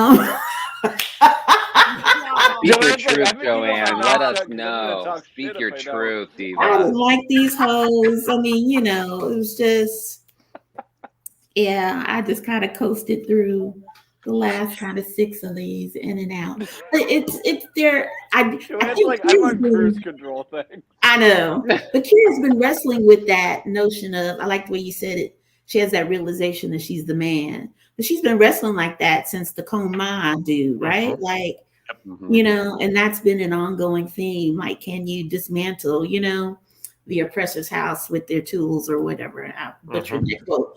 But I loved that. I love that whole struggle about Kira. But yeah, these last few episodes of season 1, I was probably in finals or some shit like that, right? So Period. There's a couple of rough ones coming up, so we should get to it. Let's see our thumbs for progress. I'm a thumbs up. Up, side, up, side. It's Okay, an that's up. an up. Oh dear. We're about to break that streak. Oh no, I forgot about this one. If wishes were horses. What? An anomaly in a plasma field in DS9's area causes concern among the ops crew, or all of the crew, who are also trying to deal with some bizarre visitors. Terrible. Wait, Terrible is that summary. when Bashir had the ambassadors? No, that's unfortunately that's the next episode, which is Oh. again is this why the one with Joanne- Rumpelstiltskin? Yeah. Yes, ma'am. Oh, Here's here's Joanne's the trying to blame finals. It wasn't finals, it was the writers. wait, here's the Like, Paramount let's give Plus. Party something to do this week. Wait, here's the Paramount Plus synopsis. It's harder to decide. Hang on. It's harder to decide what's more incredible: Little Molly O'Brien's storybook Rumpelstiltskin coming to life, or Jadzia Dax as a sex kitten. I'm sorry. Who That wrote is that? not hard. That is not hard to believe. That is not unbelievable. Who wrote that? That's a crime. I want them in Synopsis by Brennan Braga. In prison. Well, didn't they change her makeup? They changed her makeup to accommodate her beauty. They were like, we're not going to put the Yes. The original Trill design, yeah. Trill design on her. We're just going to give her spots. But they gave her the worst, gonna give her- the worst hairdo. They were like, she's a science Yeah. person. She's not going to have It's good the hair. Same barrette every time. And Yeah. I mean, girl, get on point. But it's Get just like, yourself some It's hair. a hard front Yeah. wig. No, Girl. no. She has an We're gonna get incredible this action updo coming alopecia. up next season. By the way, the character that she was actually supposed to be ends up making an appearance next season. I didn't really understand the character of Dax. I thought, this is such a horrible thing to say, but I was like, here's the pretty person. Because they didn't really, there's like. That's Julian Bashir. That's the pretty person. Yeah. They're like, oh, here's the pretty one. Make it Julian. Yeah, Julian. I didn't really understand. And also, I failed to mention is, did anybody else get the feeling that in the beginning, the station itself was really kind of cinematically claustrophobic? Like everybody was really just kind of on top of one another. And then by the time we get to the end, they were going to. This is Deep Space Nine. We actually see camera technology leaps and bounds because they initially started filming with the same kind of cameras that they had in Next Generation. That's why, like in Next Generation, there's so many, like all of the characters are always right next to each other for some reason. Right. It was because of cameras. I think it's season 2 or 3 of Deep Space Nine. They were able to up that, I think. If you listen to the Delta Flyers who are now doing DS9 episodes, an episode watch through, it's interesting to hear Robbie McNeil's take on, because he is more of a director than an actor now, and so hearing his take on camera positioning and how cool some of these shots are and impossible to get, it's interesting to hear. But especially on this set because it's multi-level. Yeah. It was a big set. They ran that promenade set ate a lot of their budget for season 1. Like they had to be clever. Like they had to be basically the production, because it was kind of the same group of production artists and people in charge of the productions of all the Star Trek shows at the time. They were like, oh, we don't have enough money in the budget to create a runabout set. So they literally wrote an episode of TNG that utilized a runabout so they could justify purchasing and building a set for the runabout. So there's a lot of sets that get reused because DS9 actually had the lowest TNG budget of any of the. Yeah, it had the lowest budget of any of this era of TV shows. Like it had the lower budget than Next Gen, and also had a lower budget than Voyager. Yeah. So like Voyager's pilot was the most expensive in TV history at that point. Yeah. But also let's remember, they also did make up when they pulled the plug on Voyager in season 5 and said all of the budget is going back to other things, and decided that when they said, oh, we're going to do Enterprise. But yeah, it's an interesting that the what they were able to achieve with that show, considering how much of their budget for this season was really gone by the time they got to really filming it. It was just gone. If wishes were horses, I'd ask for more budget. I love your voices. There's your thumbs. Not great. We unanimously hate this one. That's fantastic. Keep those thumbs down, y'all. The Lwaxana Troi arrives on DS9 and sets her sights on a reluctant Odo. Also, data from an alien probe has an unusual effect on the station's computers. It's actually not a bad description of this episode. Yeah. Program pup. You guys don't like this episode? I do. It's okay. Of the Lwaxana Deep Space Nine episodes, this was not the worst.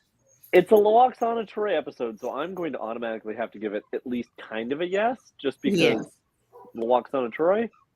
It's not the next. It's not the next episode, but it's not great either. You're electioneering, Trevor, tonight. Normally I'm fine with it, but tonight, no, sir. Everyone can vote how they want. I really thought that. I really thought Odo talking about how, he went to the effort to try to get along and sort of was kind of a jester, and it was all rather humiliating. I thought that was pretty poignant, and I thought it sort of mirrored in some ways the way Lwaxana presents herself as kind of a over the top, very gesture-ish, if you will, and the thing about it was that it offered them both kind of an opportunity to show a lot of vulnerability. And from Odo, that's very strange. Like, I wasn't surprised with Luoxana, but with Odo, I was surprised by that, and obviously he had no choice, and he rested in her crotch. I mean, let's just be honest. He melted into her line, "I can swim." Oh, I so love the two of them. good. And I So love good. the shared vulnerability and the shared sensitivity, and the fact that it was more for me that Odo sort of recognized something in her where he stretched a little bit to, this person might be safe, when usually he's very cut and dry. He's very, Quark is still the enemy, no matter how many times he has to rely on him and all of that. He stretched himself. So for me, that really made the episode. No pun intended. And I was again, stretched. No pun intended. it was a better use of a TNG character or a TNG introduced character than either Q or Vash were in their episodes. Stan, thank you for. I'm assuming, Stan, you're the one that put this up. I wanted to call this out because it is such a powerful and incredible. Luoxana, obviously, we see her in TNG. She lost a daughter, and we see some vulnerability. I honestly think we see more nuance to her in DS9 with her. And I think this is one of the best episodes where it's her and Odo first establishing, oh, this person is a safe space for me. Yeah. This person is someone I want to care about. Even if it's not in the way that I want it to be, I'm still going to do anything and everything I can. And it leads on through this whole thing when she can come in these episodes where he's like, oh, God, she's here again. And she can hone in and be like, you're not in a good place. And I know what can help you. You need some levity. You need someone to be there. And that's her whole thing, is like she wants to come in and bring joy and compassion, however that ends up being. In a lot of ways, it's just her over, but this was I think such a good episode for Luoxana. Yeah, and pairing her with Odo is a brilliant choice. Incredible. The juxtaposition between her and Odo is incredible. Like more than a Picard, more than her frustrated daughter. Although that both of those were lovely, the juxtaposition with Odo is wonderful. And was it this episode or another? But like Luoxana is the first one who calls out that he has feelings for Kira, right? Am I remembering that wrong? Yes. I feel like she was the first one that was like, I hope she comes around. She comes, yeah. Yeah, but it's at some point. Right, because the Betazoid fever thing is about to happen. Spoilers. Exactly. Yeah. Spoiler. So I mean, she does that on every ship she's on. It's not right. Just an assumption. Yeah, but she was menopause for the last 600 years. But Trevor had something bad to say about this episode, so whatever. No, I was actually going to say something positive about it. As much as I didn't love the episode, go ahead then.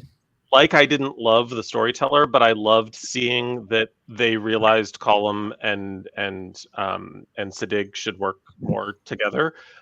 Pairing not just Luoxana and Odo, but pairing Renee Auberjonois and Majel Barrett together was the key to making this episode work and not be a huge stinker.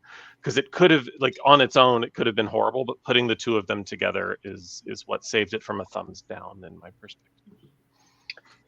Matt, your point sent me on a little bit of a thought experiment about like Luoxana's character. Like I might be reaching, but like as someone who like can read people's minds, why would you not want to be the comic relief character where you bring people joy?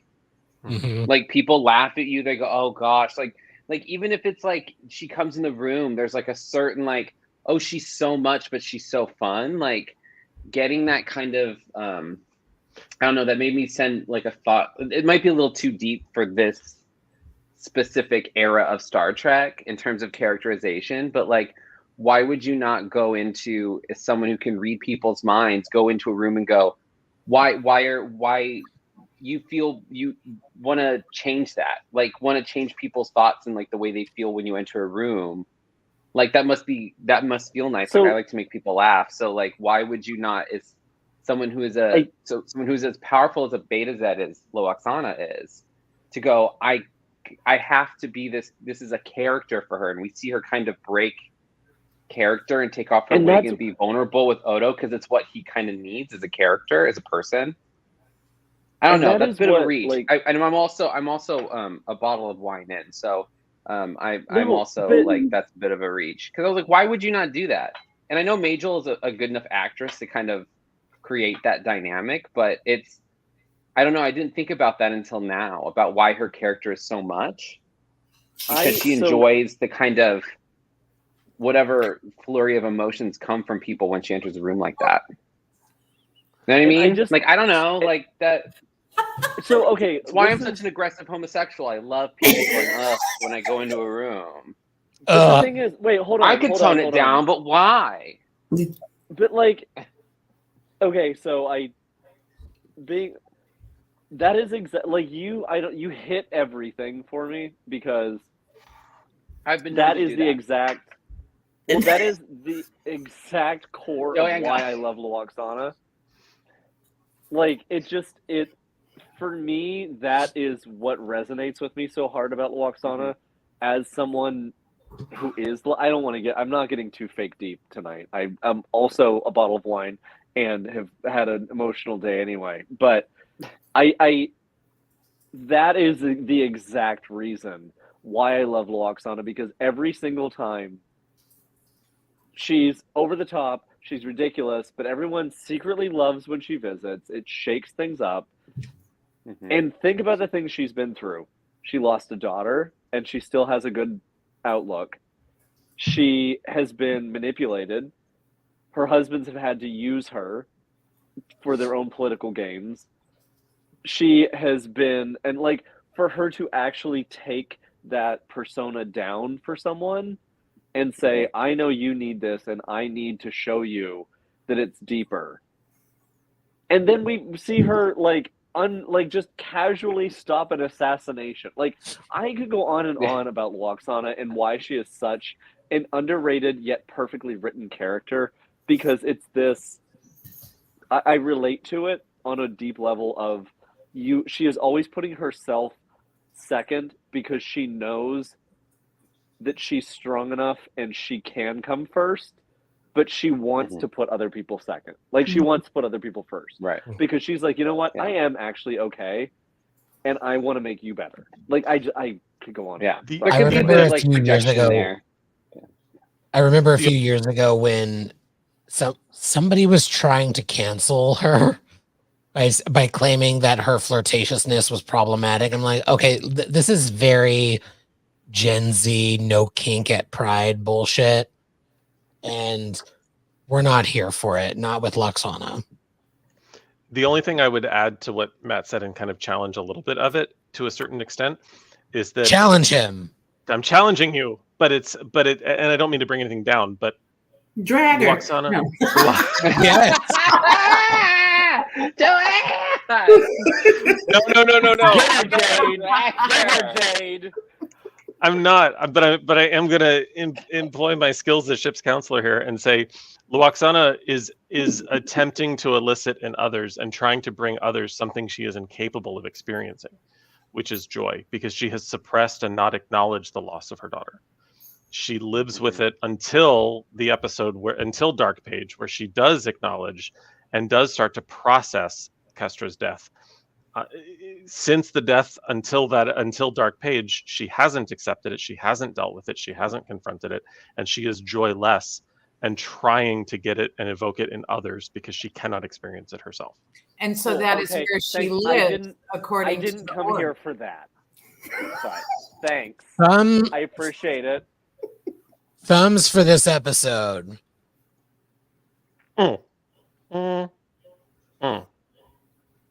Fireworks for Loaxana. All right, Troy. I lost miserably. Okay. Awesome. Dramatis personae. Wait, real quick. Johnny is making an excellent observation. This is true. This is what Trev does every week. It's what Trev does. Sweetie, you're welcome.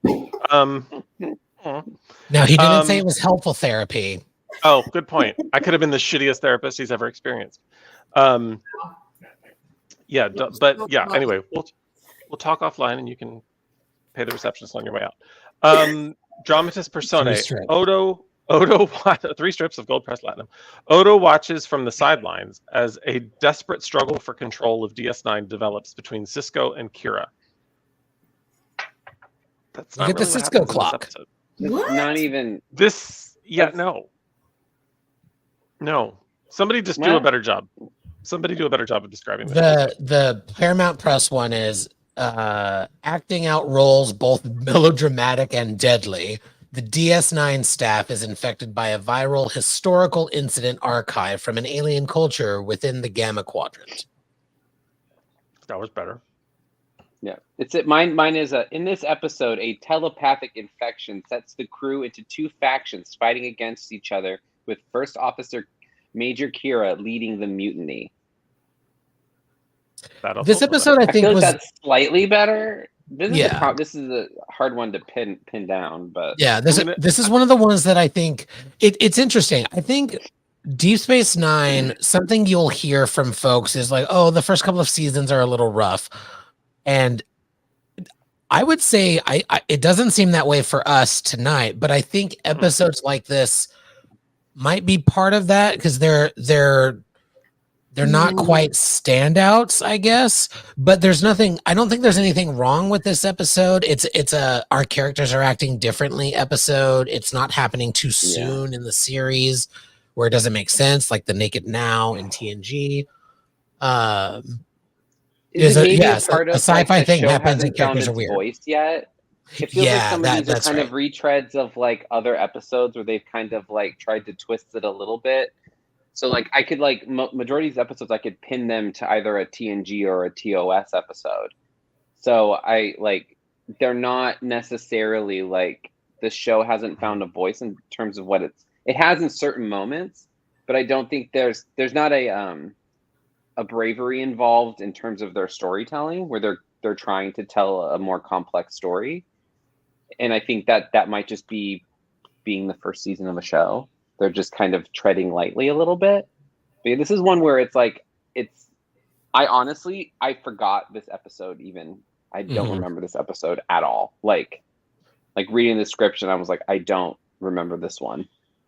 But to Stan's point, it's not bad. Bad? It's just not. It's just there's not a lot there. It does give us the forgettable TNG episodes were bad episodes. The forgettable Deep Space Nine episodes are just like, oh yeah, that's fine. Yeah, because they're well written. A lot of times they're not written in a way where there's like glaring issues because the writers here are really these are when TNG is really at its peak. These teams of writers are really kind of at the strength they know how to write a Star Trek show. I just think that they're kind of like going, oh, this is familiar before we really get into what the show is about. It's like easing in. Where now we don't get that kind of allowance in terms of our TV. It's like you have to hit the ground running. Maybe sometimes you get 3 episodes and that can be a little wonky. Star Trek used to be you got 3 seasons of just kind of middling content, figuring out what this is. Now it's like you have to hit it 3 episodes in or you're fucked. Yeah, it's like let's let this all white male writers room just fuck around. I will have to say though, Joel's point in the chat, DS9's Inner Light, conceptually yes. However, I would argue the next episode is the true TNG Inner Light of DS9. Yeah. Right, but back to this episode. I'm gonna fight you on that. Just in that reputation, yes. In actuality, no, because my hot take is the Inner Light is not that incredible of an episode. Really? It's a great episode. That is another salon, gentlemen. Picard learns to play the flute by living the life of an ancient man in a dying society. That flute didn't even work. That's how I learned how to play clarinet. No, All right, Right. what are we rating? Dramatic this for, man? personae. the important Let's see. part of this episode is the clock. Yeah. The we best get thing Cisco to clock. come out of this episode is, and I'm going to emphasize this very carefully, is Ben Sisko's clock. Thank you. Which Listen, he does. It's not just a clock. This is an intricately Girthy. fabricated thing, and it represents how with one cog not working, the clock doesn't work. It calls back to the idea of linear time versus the orb time, which has no definition. Yet Ben Sisko's clock is always working. Not a All right. soaking See, clock. you're taking it to Viagra.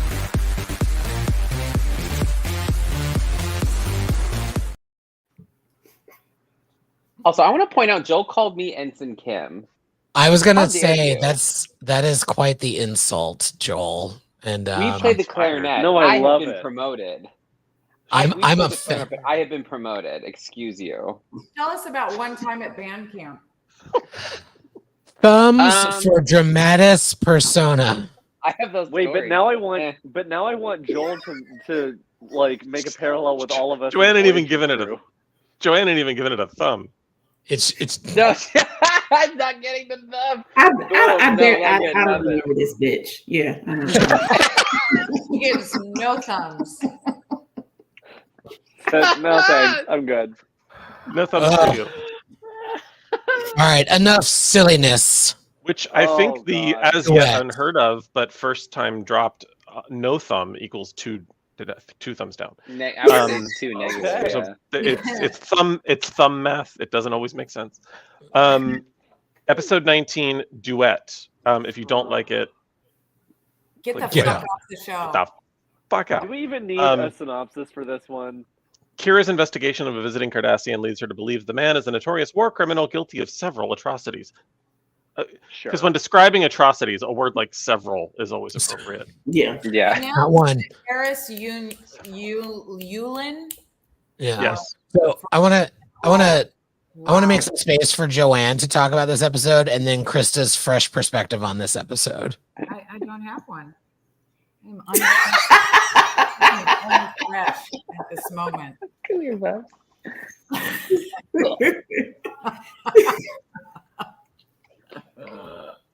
Joanne, you don't have to share your thoughts on it. I just wanted to make some space for it. I know. I appreciate you making space for me or whatever. She's like, yeah, thanks. I would've love a said something well if I needed placed it, but- or whatever. I love Whatever. like there's No. nothing I love more in this universe than a well placed or whatever. It's just such a it's a great button on anything. Thank you. No, I love it. It reminds me of, and I don't know if it's a little unfair, but it reminds me of is it Defector in TNG? The Defector, which I also loved. I don't know. I love things where people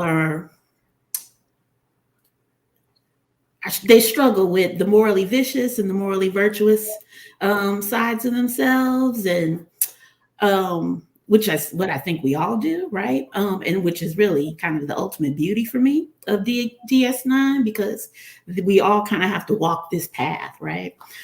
So Duet just, I don't know, just encapsulates all that's beautiful for me about DS9. So one of my favorites. Like I could probably talk too much about it, right? Which is why I don't. Yeah. We talk too much about so many worse things. We would love- Never stopped anyone on this salon. The girl. salons No one used to be stopped any of 4 us. hours. Like we're above 2 hours now. Most before we started. What was this? There were a few times when it was on Spaces, and then when we first moved to this, we definitely had many 4-hour salons and like many a tangent about worse topics. But no, it's good. That's all I got. That's all I got. Krista, what did you think? I liked the nature of justice versus vengeance and how easily you can fall into becoming the thing that you hate. But really, the standout for me was the payoff of Kira not having an internal dialogue saying this is wrong, but actually saying out loud in a public forum, it is not enough to be a Cardassian to die. That's not sufficient. And it is her turning her back on becoming the thing that they loathe. And this character, this whatever his name is, his willingness to become the thing that he loathed and was too much of a coward to, it also questions the nature of cowardice. If you are in a situation where, how is it an act of cowardice to save your own life by not going against the grain of what is so obviously what's happening here? Like, he wouldn't be able to live, and ultimately deciding that it is only through assuming this personality and dying that anybody's going to learn anything. But really, is anyone going to learn anything? Because dead is still dead. It's not changing anything, and there's no guarantee that vengeance or justice will happen. And so the only way you can find that is within yourself. You have to rectify that within yourself. And so in the end, Kira does that. So it's a really powerful episode. But for me, that actor was just, he was mesmerizing. You just sat down and watched it like, God, I feel bad for this guy. He really played it well, so that you could, and he was saying some god awful shit. The stuff coming out of his mouth was like, not TNG level. It was real. So that's my quick take. Yeah, this season, I think Kira is definitely a standout in a lot of ways. Cisco is an incredible character. Avery Brooks plays him beautifully. But as I'm looking at these episodes, I'm just thinking, wow, Major Kira is such a badass. Nana is such an incredible performer. I've said it before, and I will never stop singing her praises. But the way that this show becomes a vehicle for her progression and her I don't want to say redemption, because depending on your perspective, she was either a terrorist or a freedom fighter. Ironically, with the situation in our world currently, the Bajoran and Cardassian struggle was written back in the 90s as it's partially Israel, it's partially Palestine, it's partially Kuwait, it's partially some other conflicts. And it's this episode 30 years later, more than 30 years later, is still relevant. It's quintessential and perfect Star Trek. But it also brings in like the mediators that go in there, like Americans that go in there and try to mediate the issue, and they don't really understand the issue.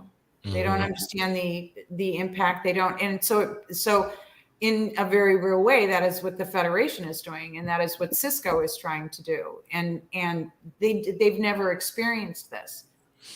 You don't know what this looks like. You may have your own experience, but it's not my experience. And I think that's what makes Cisco such a great commander and such a great character, because you get a real sense from him that he yearns to understand it, and he's contemplative enough to take the time to examine it before just adhering to one thing or another. He really questions the whole motive behind the Federation being involved, Starfleet being involved, and is it better to just let Bajor to Bajor?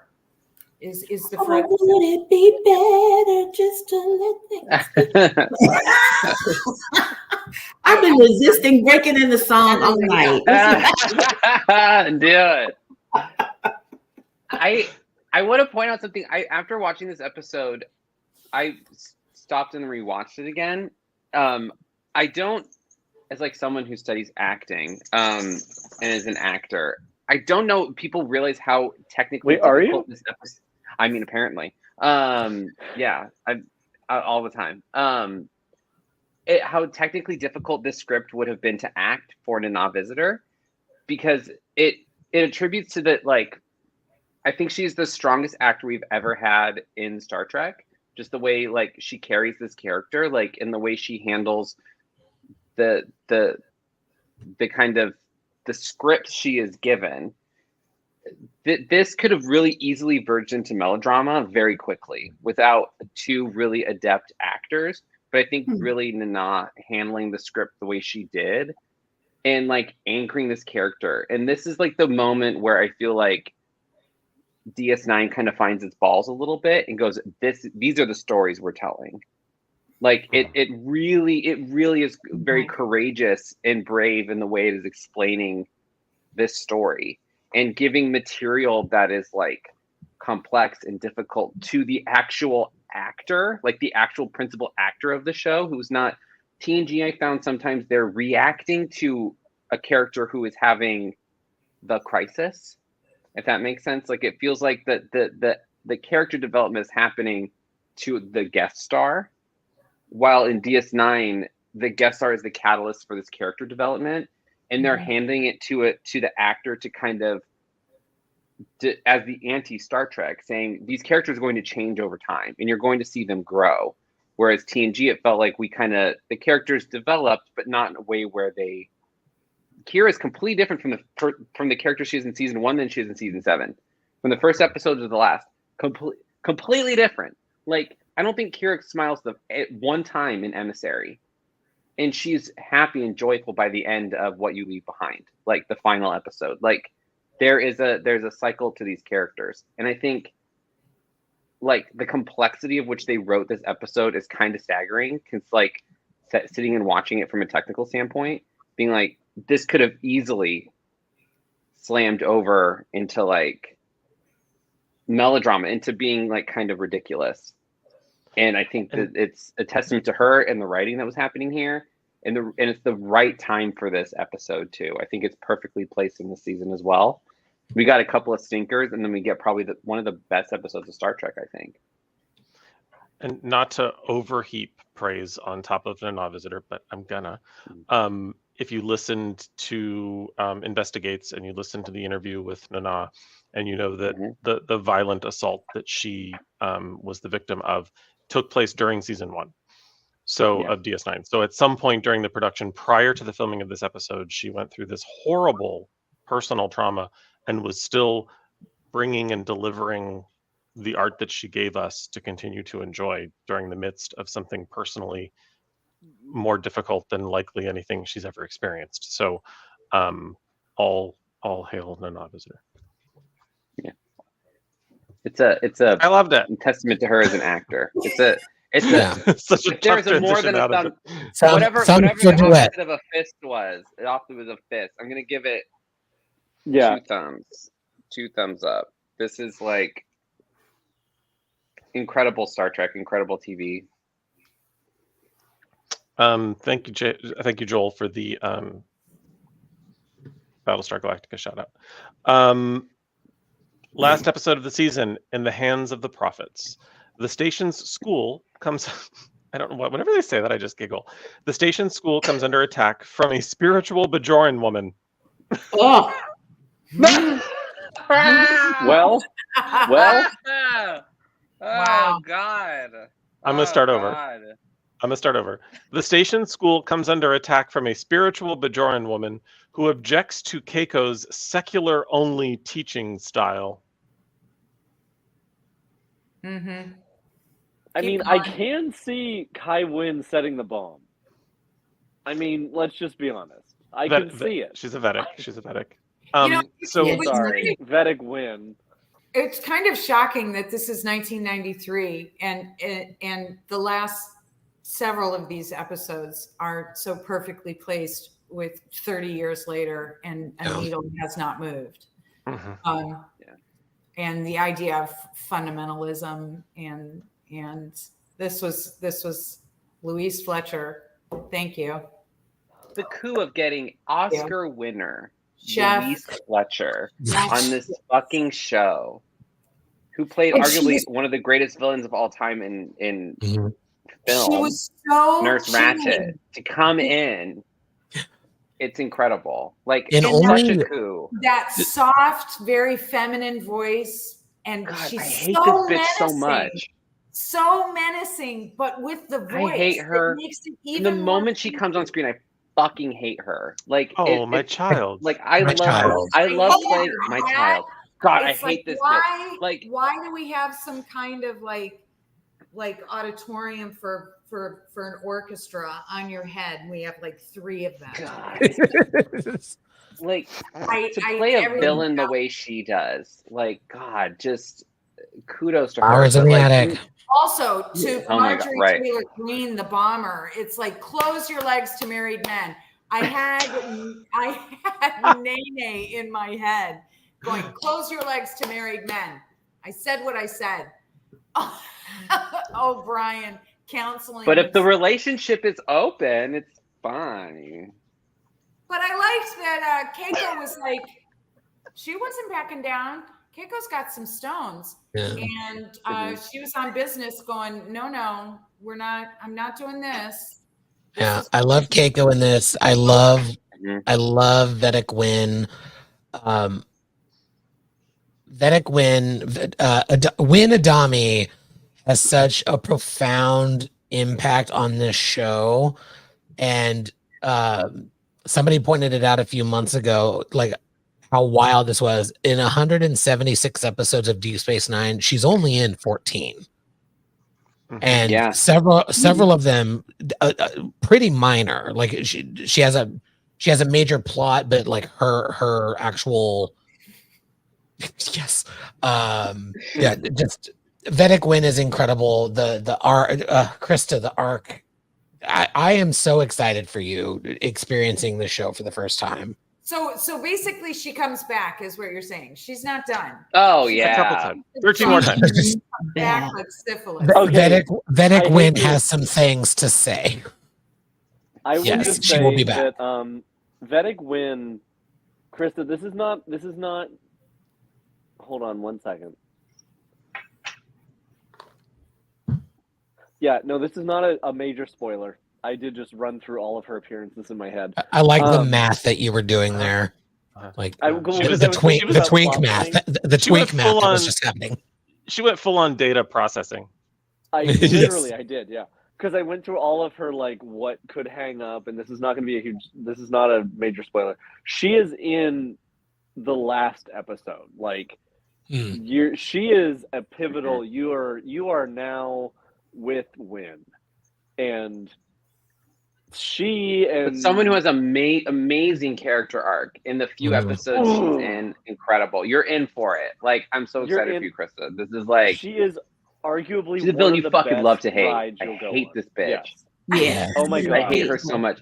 She shows up in an episode. I go, no, not you. Like, I'm so like, but no. also she shows up in like, episode. She shows up.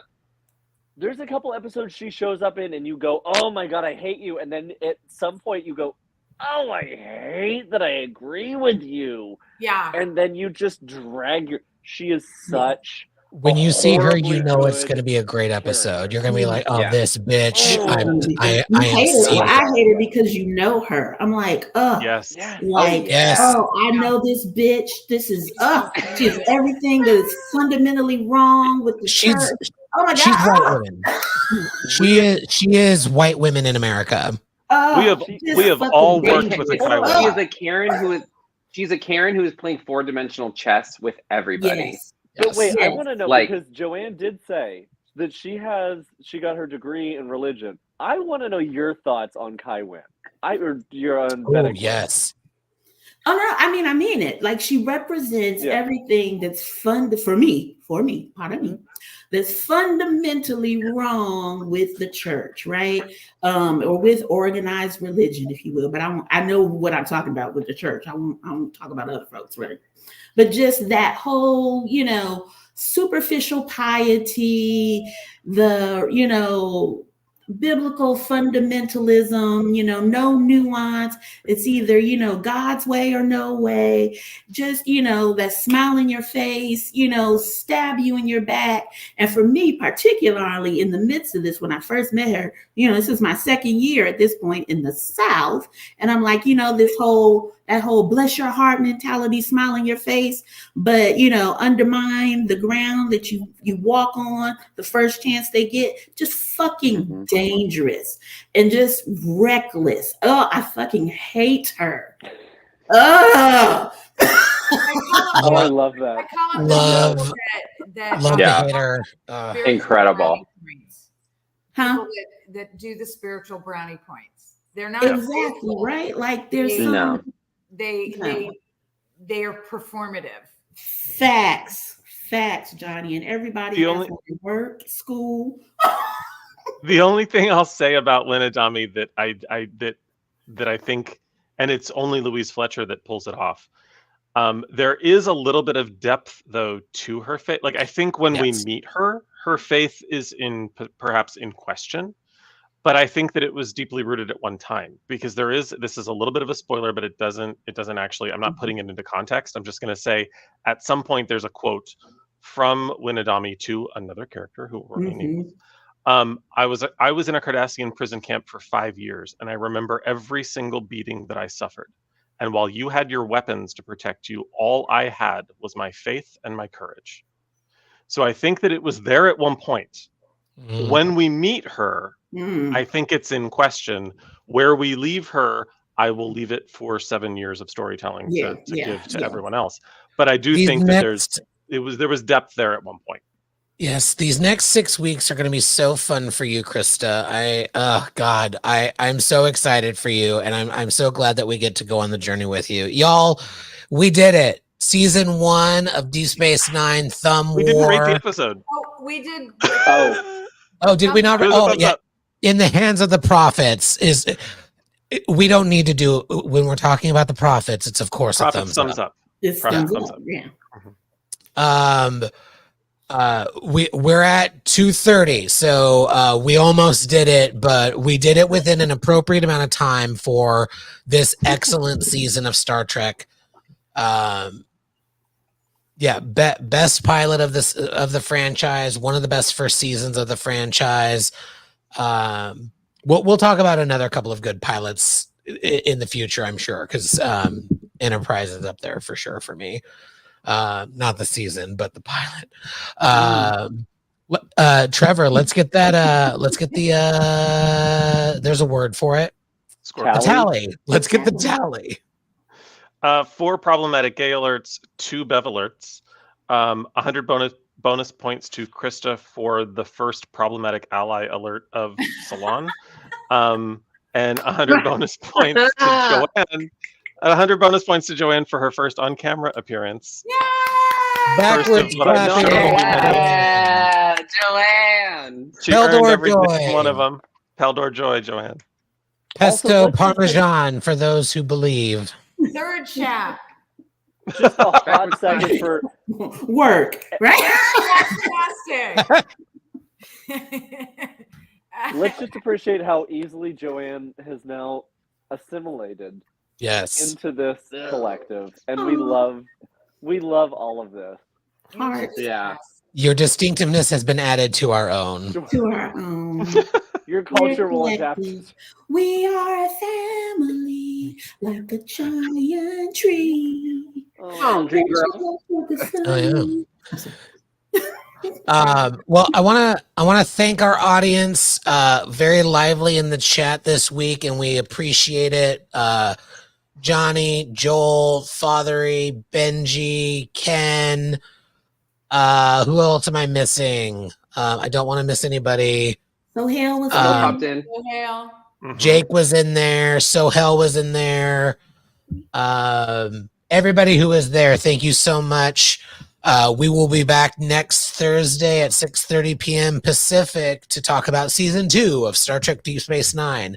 Until then, we hope you all have a lovely evening, a lovely week ahead, and as always, live long and prosper. And again, I forgot to get to the thing to make it make sense, and I will get there. Good night.